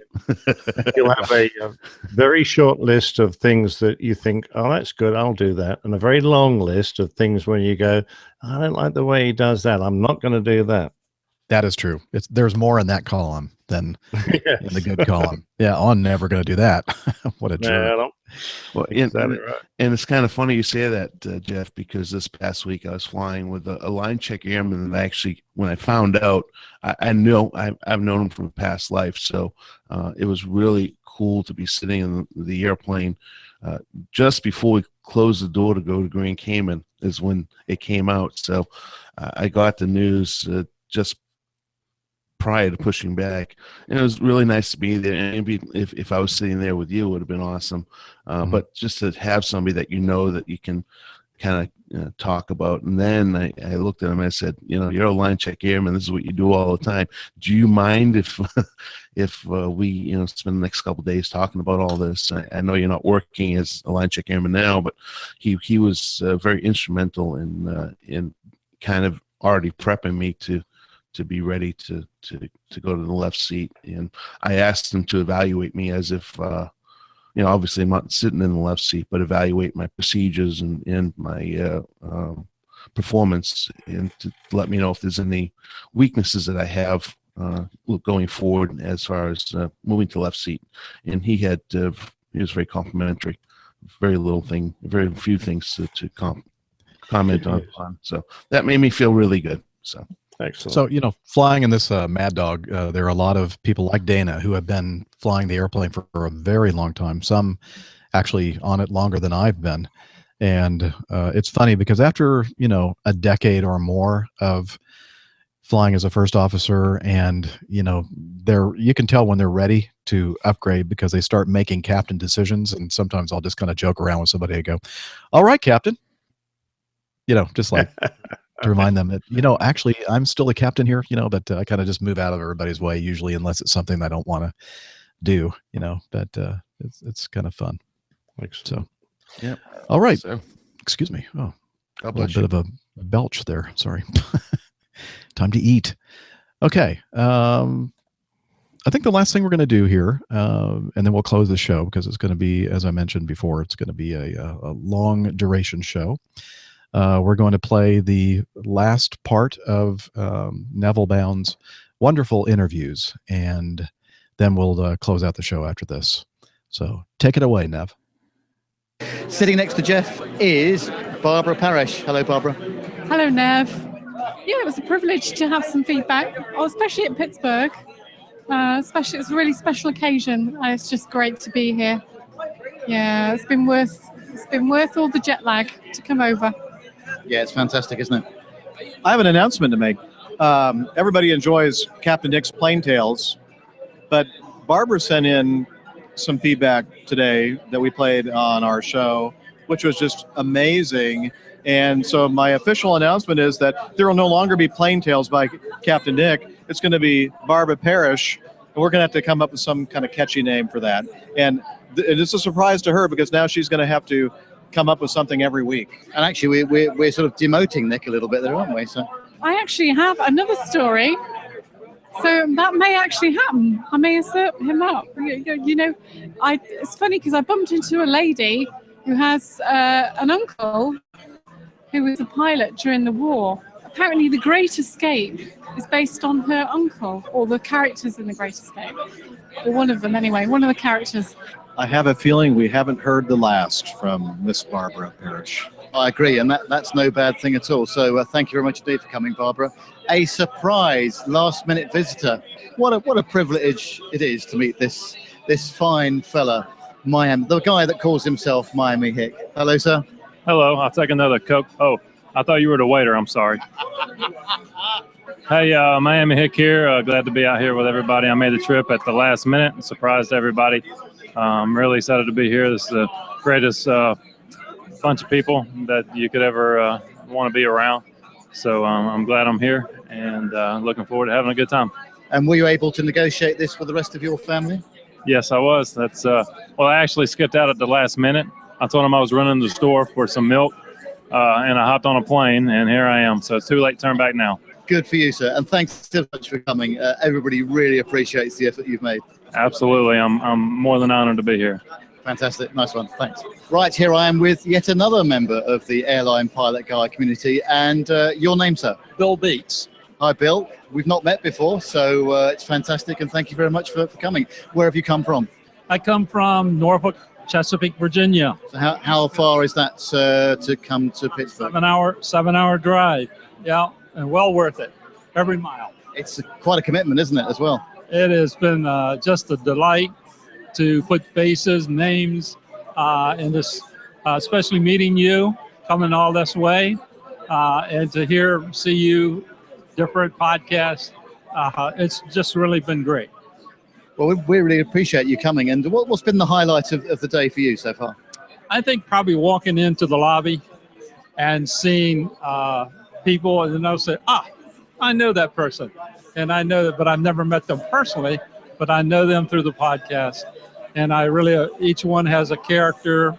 They're all characters anyhow, but they're characteristics of community, which really is drawing me to this, being part of this community. And I appreciate everyone for what they bring. And it's a delight. It's a delight, to be able to, especially go back, see different episodes, come back and just, I'll sit there and begin to laugh right there, and chuckle and, enjoy the humor. And so it's good. And also the knowledge that you get is very good. Yeah. It's fantastic. And Jeff and the team have done a great job. I know how much he appreciates you guys and the support that you give the show and the team. It's fantastic. Yeah, he touches, and like I had a personal injury since August, and laid up at home, and there might be some other folks maybe the same way, but the podcast has really helped someone that had to stay inside for several months, recuperating, rehabilitation. It really encourages you to be able to cope with pain or being shut in. And the podcast, it takes you're able to go around the world and see different people and join in. So actually for you, and I mean this in a very serious sense, it's had some therapeutic qualities. So it was like 6 months in a wheelchair, which that was totally away from what I normally do. And as a therapist, I was able to go and adjust my schedules and stuff, but still it was a hardship on my wife. And so it was a learning experience, being flexible. And sometimes when you're in pain, I was telling Captain Jeff is, enduring that, you're sort of alone, but being on part of the podcast really encourage you to just hang in there. Another day it's going to be better. And so there might be some folks listening that's going through some, tragic event, loss.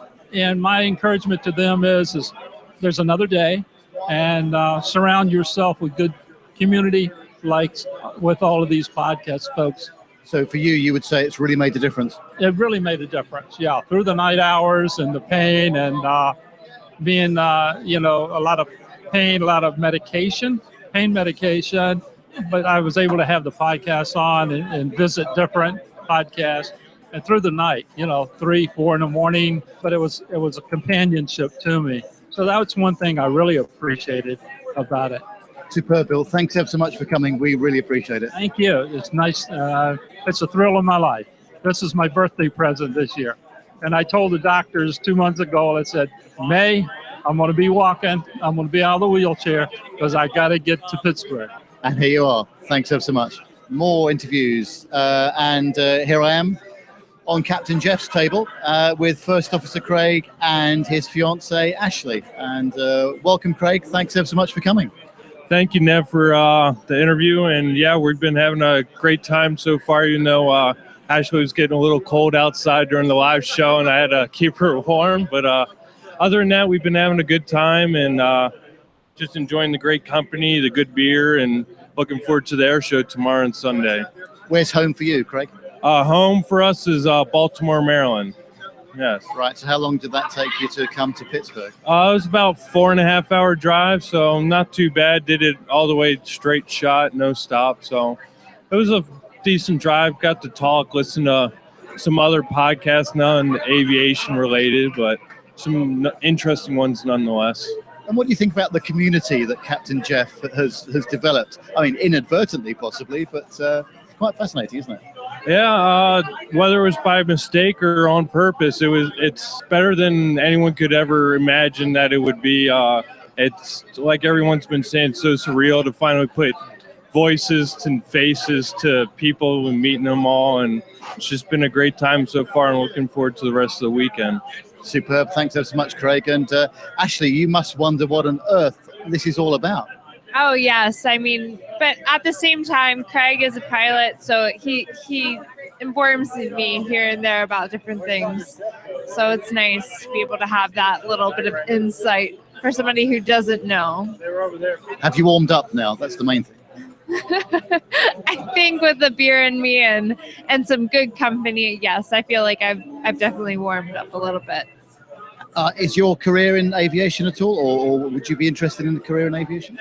My career is not in aviation. My career is in like media and production kind of work. So, I mean, at the same time, I've definitely thought about it because I feel like it is a cool community and you get to see different places and meet new people and experience different ways of life. Well, superb. And thank you very much indeed for coming. I know Jeff and everybody really appreciates it. Well, thank you for having me. Awesome. Right, moving on to another table now. There's a lot of food on this table, and there's plenty that will not be finished by the looks of things. So here I am, sitting between Fred Sampson and Hillel, or HI11E1, as he calls himself. So what do you think of the day so far, Hillel? It's been a lot of fun. Lot chillier without my jacket, but a lot of fun.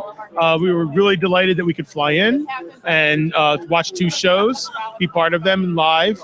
And I was actually surprised that everybody was quiet and let the shows happen for the most part. Yeah, not too much heckling, was there? And where did you fly in from?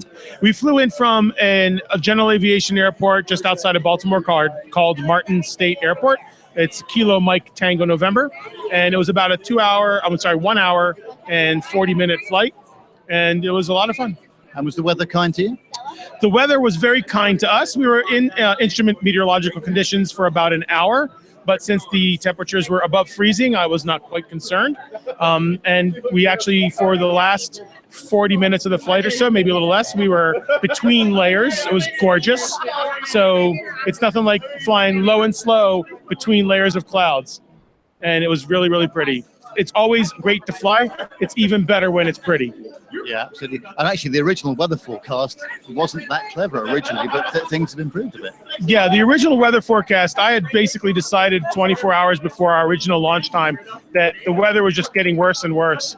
And I'd almost given up on flying. I'd convinced myself that I wasn't going to hate life driving because I've done this drive many times and I cannot stand this drive. By the evening, I checked the weather before going to bed, and it was actually much improved from the morning report. So I said, okay, when I wake up, I'll wake up extra early. I'll check the weather again. And I knew that Fred was flying in, and he'd get in touch with me when he landed. And I said, hey, I think we may actually be able to fly at this point. And let's be honest here, we were going to fly. He's a safe aviator, but you're not so sure about his driving. Exactly. And it was beautiful. You know, we talk about flight planning a lot. We wanted to come in here, exactly land with 1 minute left on the TFR. We were 2 on the ball. We had to slow down, not make sure we didn't get here too early. Make sure we just got here right on time. Want to be the last plane that landed before the TFR came in. So. And are the guys at Pittsburgh very accommodating for GA? Actually, the air traffic control close into Pittsburgh were the greatest. They recognized that we were not the fastest plane out there and that we had very little time to get in before the TFR, the temporary flight restriction, took place. So they put us on a direct heading directly for the airport, kept us at a high altitude compared to a normal arrival, and to help us avoid other traffic because they didn't want to have to vector us around. And they also knew that because we were a light general aviation aircraft, that we could descend at pretty much on command and make up the difference in our arrival distance. So that's what we did. They kept us at 6,000 feet until we were like maybe 5 miles from the airport. And then they brought us down. And I told Fred, look, you're going to have to keep me on heading because I can't watch that compass. So I've got to watch the other instruments because to make up the time when they brought us down from 6,000 to 4,000 feet, I didn't change the throttle except to prevent us from redlining. So we picked up like 30 knots ground speed at minimum, 40 knots ground speed. Lost 5 minutes of time, which was great. Lost meaning we went from a 10-minute ETA to a 5-minute ETA, and really screamed it in to the arrival, which was awesome. So you made up some good time there, and with some expeditious operation from the local ATC guys. Fantastic. Yeah, they were great. That plus gravity, and we played very nicely with gravity, and took advantage of a little kinetic energy. So, Fred, have you been enjoying it so far? So far, so good. We had good food. We had good beer. We had good friends. I can go home right now and be happy.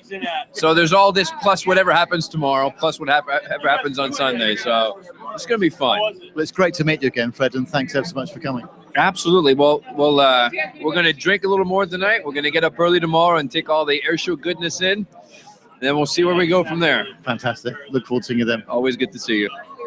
I'm now talking to Captain Nick Anderson and Dr. Steph, who unusually for them are being a bit shy, but we'll see what we can do. I can't speak for Nick, but I'm sitting right here. He's running away.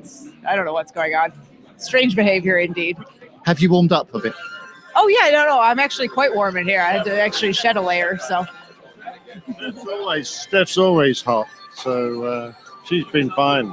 Yes, I thought you might say that, Nick. It's been very interesting today, isn't it? Meeting so many more of the APG community. I find it absolutely fascinating that we keep saying it, don't we, every time that Captain Jeff has created this community, and he's very modest about it, but actually the enjoyment that people get from it is phenomenal, isn't it? Yeah, absolutely. And when they heard there was free beer and a free T-shirt, they came in their millions. No, seriously. Yeah, he does a marvelous job. He's a great ambassador for the aviation community. He's a wonderful guy. Everyone enjoys his company, and he's just one of those rare people that doesn't seem to have a mean bone in his body. So it's a pleasure knowing him, and it's great meeting all these new APGers who we've met for the first time today, and a lot of the old hands as well. Yeah, I've really enjoyed it, and just talking to the guys and girls around here tonight, it's been fascinating. Absolutely. And tomorrow's going to be a super day, so going to enjoy the show. It'll be really pleasant. Going to get some nice pictures, I hope. Generally speaking, hang around the APG tent. I hope we got a tent or something, and avoid the worst of the weather.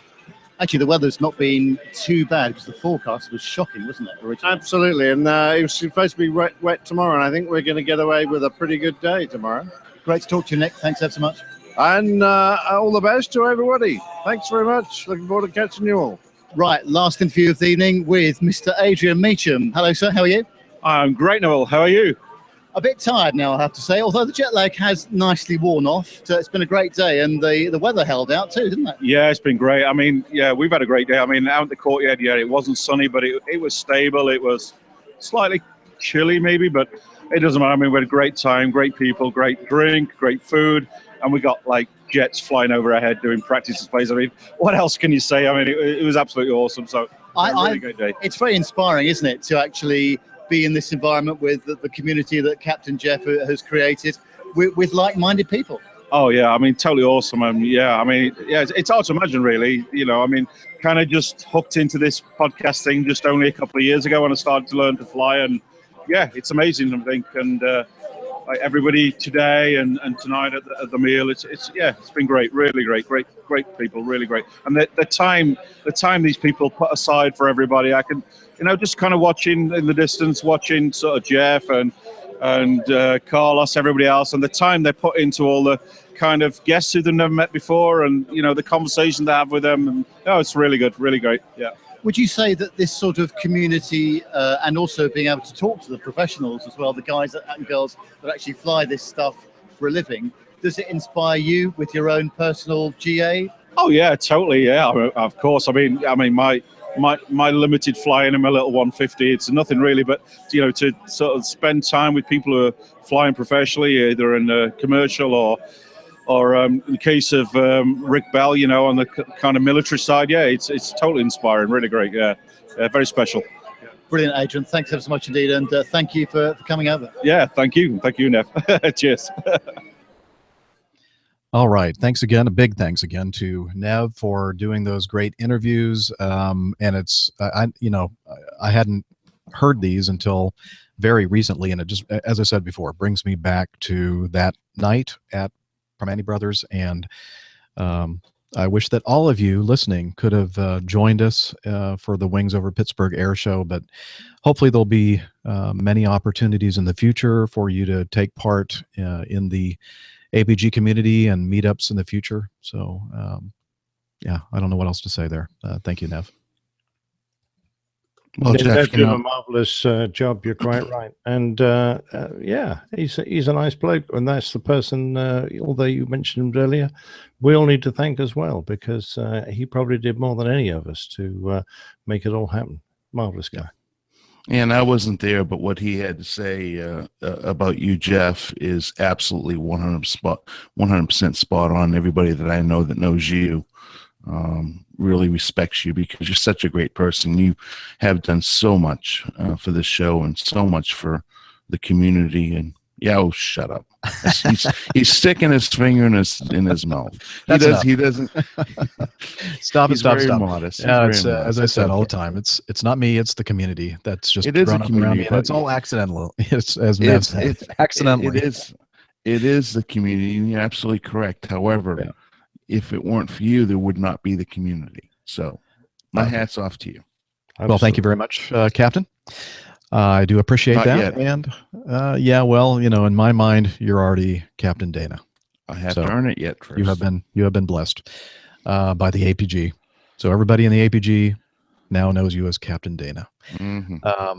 So with that, I think it's time to end this thing. I know I do apologize for all of you listening that it ran a little bit long today, but I wanted to make sure we got all that great audio in. And there are several pieces of feedback that we didn't get to in today's show, and we'll just move them on over to the next show folder, and hopefully we'll be able to cover them next time. And if you want to learn more about the show, as always, head over to that great site that Arash Amin, or Maheen, I'm sorry, our webmaster manages. It's a fantastic site where you can find out more information about the show, the crew, the community, the coffee fund. If you're interested in getting merchandise, we have a link there to Redbubble and Teespring for shirts and other items. And let's see, social media. Who wants to tackle that one in absence of Dr. Steph? Well, there's the Facebook page. You'll find on www.facebook.com/airline pilot guy. And on Twitter, you can find the Airline Pilot people at APG Crew. Absolutely. And we also have something that we like to call the perpetual chat room. Of course, it's called Slack. And here is Hillel. He's been sitting just a couple rooms away here in my basement waiting for this moment to tell you about Slack. APG listeners, if you want to be part of our Slack team, please send an email address. Well, wait a minute. Did that thing just like pause for a second? No. Okay. It must be something on my end. So let's do that again. Sorry. APG listeners, if you want to. Oh, it did pause then. Well, now my soundboard just crashed. Oops. Soundboard quit unexpectedly. Yeah, I know. Okay. Let me turn this back on. Shoot.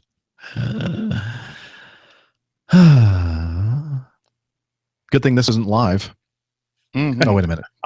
It is. It is. Okay, here we go. APG listeners, if you want to be part of our Slack team, did you hear that? Please send an email address on Twitter to me. Well, I'm hearing you. I'm comment here. over the top of it all the time. Yeah, you hear me, but I don't know why it's all of a sudden not playing at all. Oh, I know what to do. I need to go over here to Audio Hijack and reset some stuff, I guess.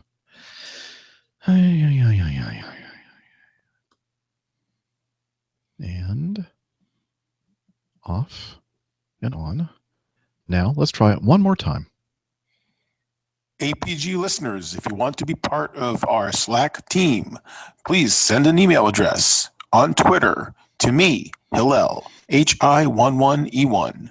Over on Slack, we plan events, we plan meetups, we talk about the episodes, we gather feedback. If you want to be part of the team, send me a tweet. See you there.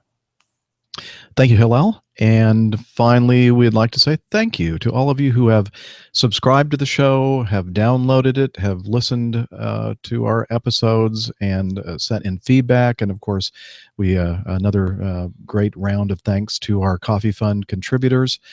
Without all of your support, whether it be financial or monetary, well, that's the same thing, isn't it? Or feedback support, or just hanging out with us in the live chat room every week.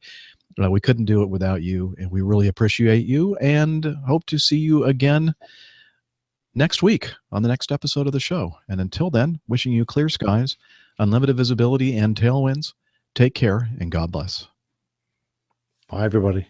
Bye, everybody. Gosh. What a wreck. You know, you're off for a couple of weeks, and then you can't figure out how to do this anymore. It was okay. Yeah. It's all right. I don't know. No problem. But yeah. Well, what I did was, instead of using the normal interface that I use, I decided I'd try to use this H5 as an interface instead of just a recorder. And I think that was what was introducing the audio artifacts. I think that Audio Hijack has an issue when using a USB interface. So I have a feeling that's what's going on. It's just bugging the crap out of me. That's a shame, because the USBs are so much lighter. Yeah. but that Thunderbolt interface that I have does a pretty nice job. Thank you, Barbara. By the way, Barbara did a show after our big show on Saturday night. It was brilliant. We're not supposed to talk about that. Oh, never mind. Barbara in her underwear. That was very impressive. Yeah. To say the least. Promised, there were no pictures, and we promised not to mention it. Yeah, you're right. We have plenty of pictures, especially of Captain Nick in his underwear and see-through top. It was Barbara's underwear, not mine. Well, he was wearing Barbara's underwear then. That's true. Yeah, we had a great. Maybe that's why we had trouble getting up the next day. Yeah, it could be. Right. I think I had hypothermia. That was the problem. Yeah. Okay. Is that because you're walking around in Barbara's underwear? Yeah, partly. By the way, she had some stuff made up for you as well, Dana. Did I'm not sure who she gave it to get it to you. I hope she didn't give it to me because I don't have it. Uh-oh. Did you, Barbara? Did you give it to me? Uh-oh. We'll find out in a minute. If she Yeah, because the underwear that I have kind of looks like Dana, but it has a mustache on it. So. Underwear that looks like me. Yeah, it's hard to describe. You'll see when we figure out where your special article of clothing is. Yeah, and let's see. We're waiting for Barbara to answer. She's probably typing right now. I wish this was more real time. Did Dana get his underwear and hanky? I gave it to Steph to give to you. Right. Jeff. Uh-oh. I hope Steph still has it. Because I don't. I hope so too. Yeah. That's all right, Dana. I'll send you some of mine. I've got plenty. Yeah. Wait, I'll show Dana kind of like a little preview of what you're going to get. Hang on.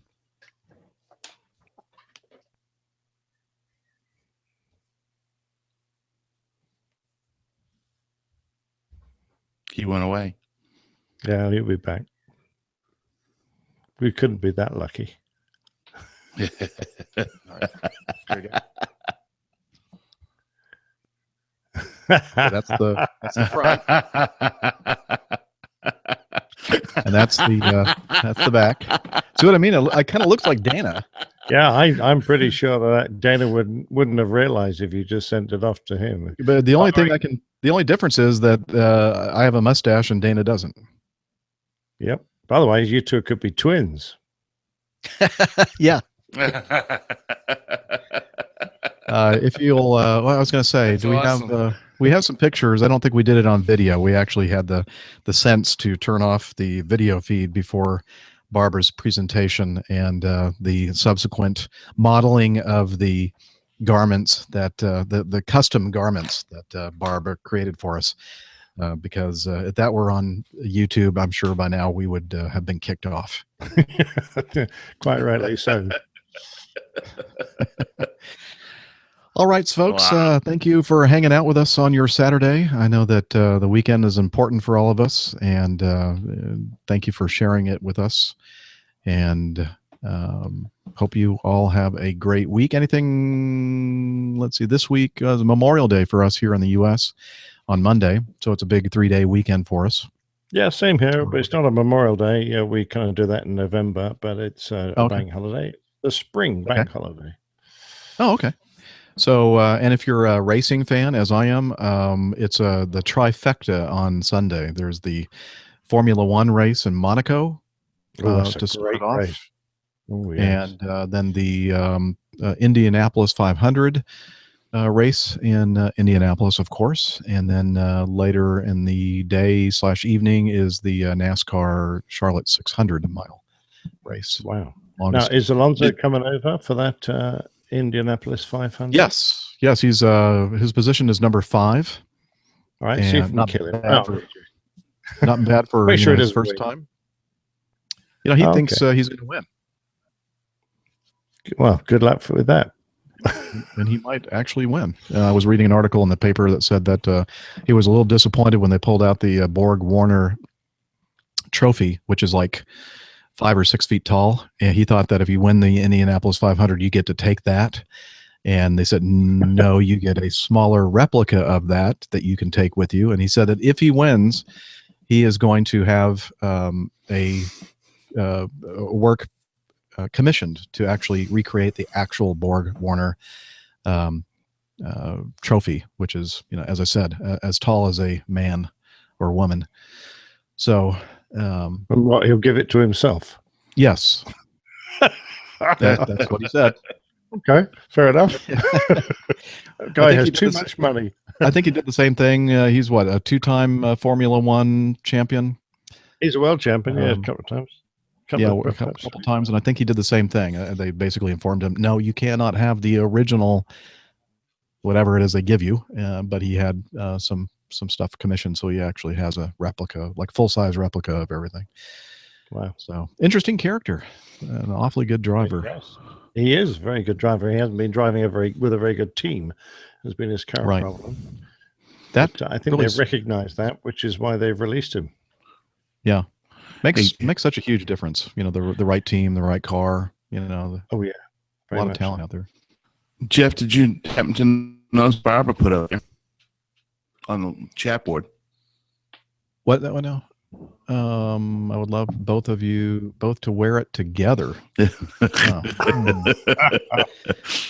I'm not sure. I think I'd have to have a lot to drink before I did that. 40th APG episode when you both wore the wigs and goggle glasses. Yeah, it was I recognize that, Barbara. I think it was the episode 90 when we did that. If anybody's looking to go back into the catalog to see that show where Dana and I were together. See ya, Ivan. Time to go fly. We'll have a nice flight. And let's see. I will pass on a photo of your 2 pants to Captain Jeff to pass on to you. Okay, yeah, and we'll contact Barbara Parrish. Barbara. We'll contact Steph, Barbara, to see where the items are. Hopefully, they're not still at the courtyard in Pittsburgh. Well, no one will have touched them, so if they are, they'll probably be safe safe. and sound. Doesn't everybody want one of these to take with them? I mean, when they see this, they go, "Come on!" Anyway, all right, we're going to go ahead and shut this thing down. Again, thank you everybody for hanging out with us. You're really part of our family, and we love you. And hope to see you again back here whenever we do the show next week. Absolutely. All right. Bye-bye, guys. Bye, everybody. Have a great weekend.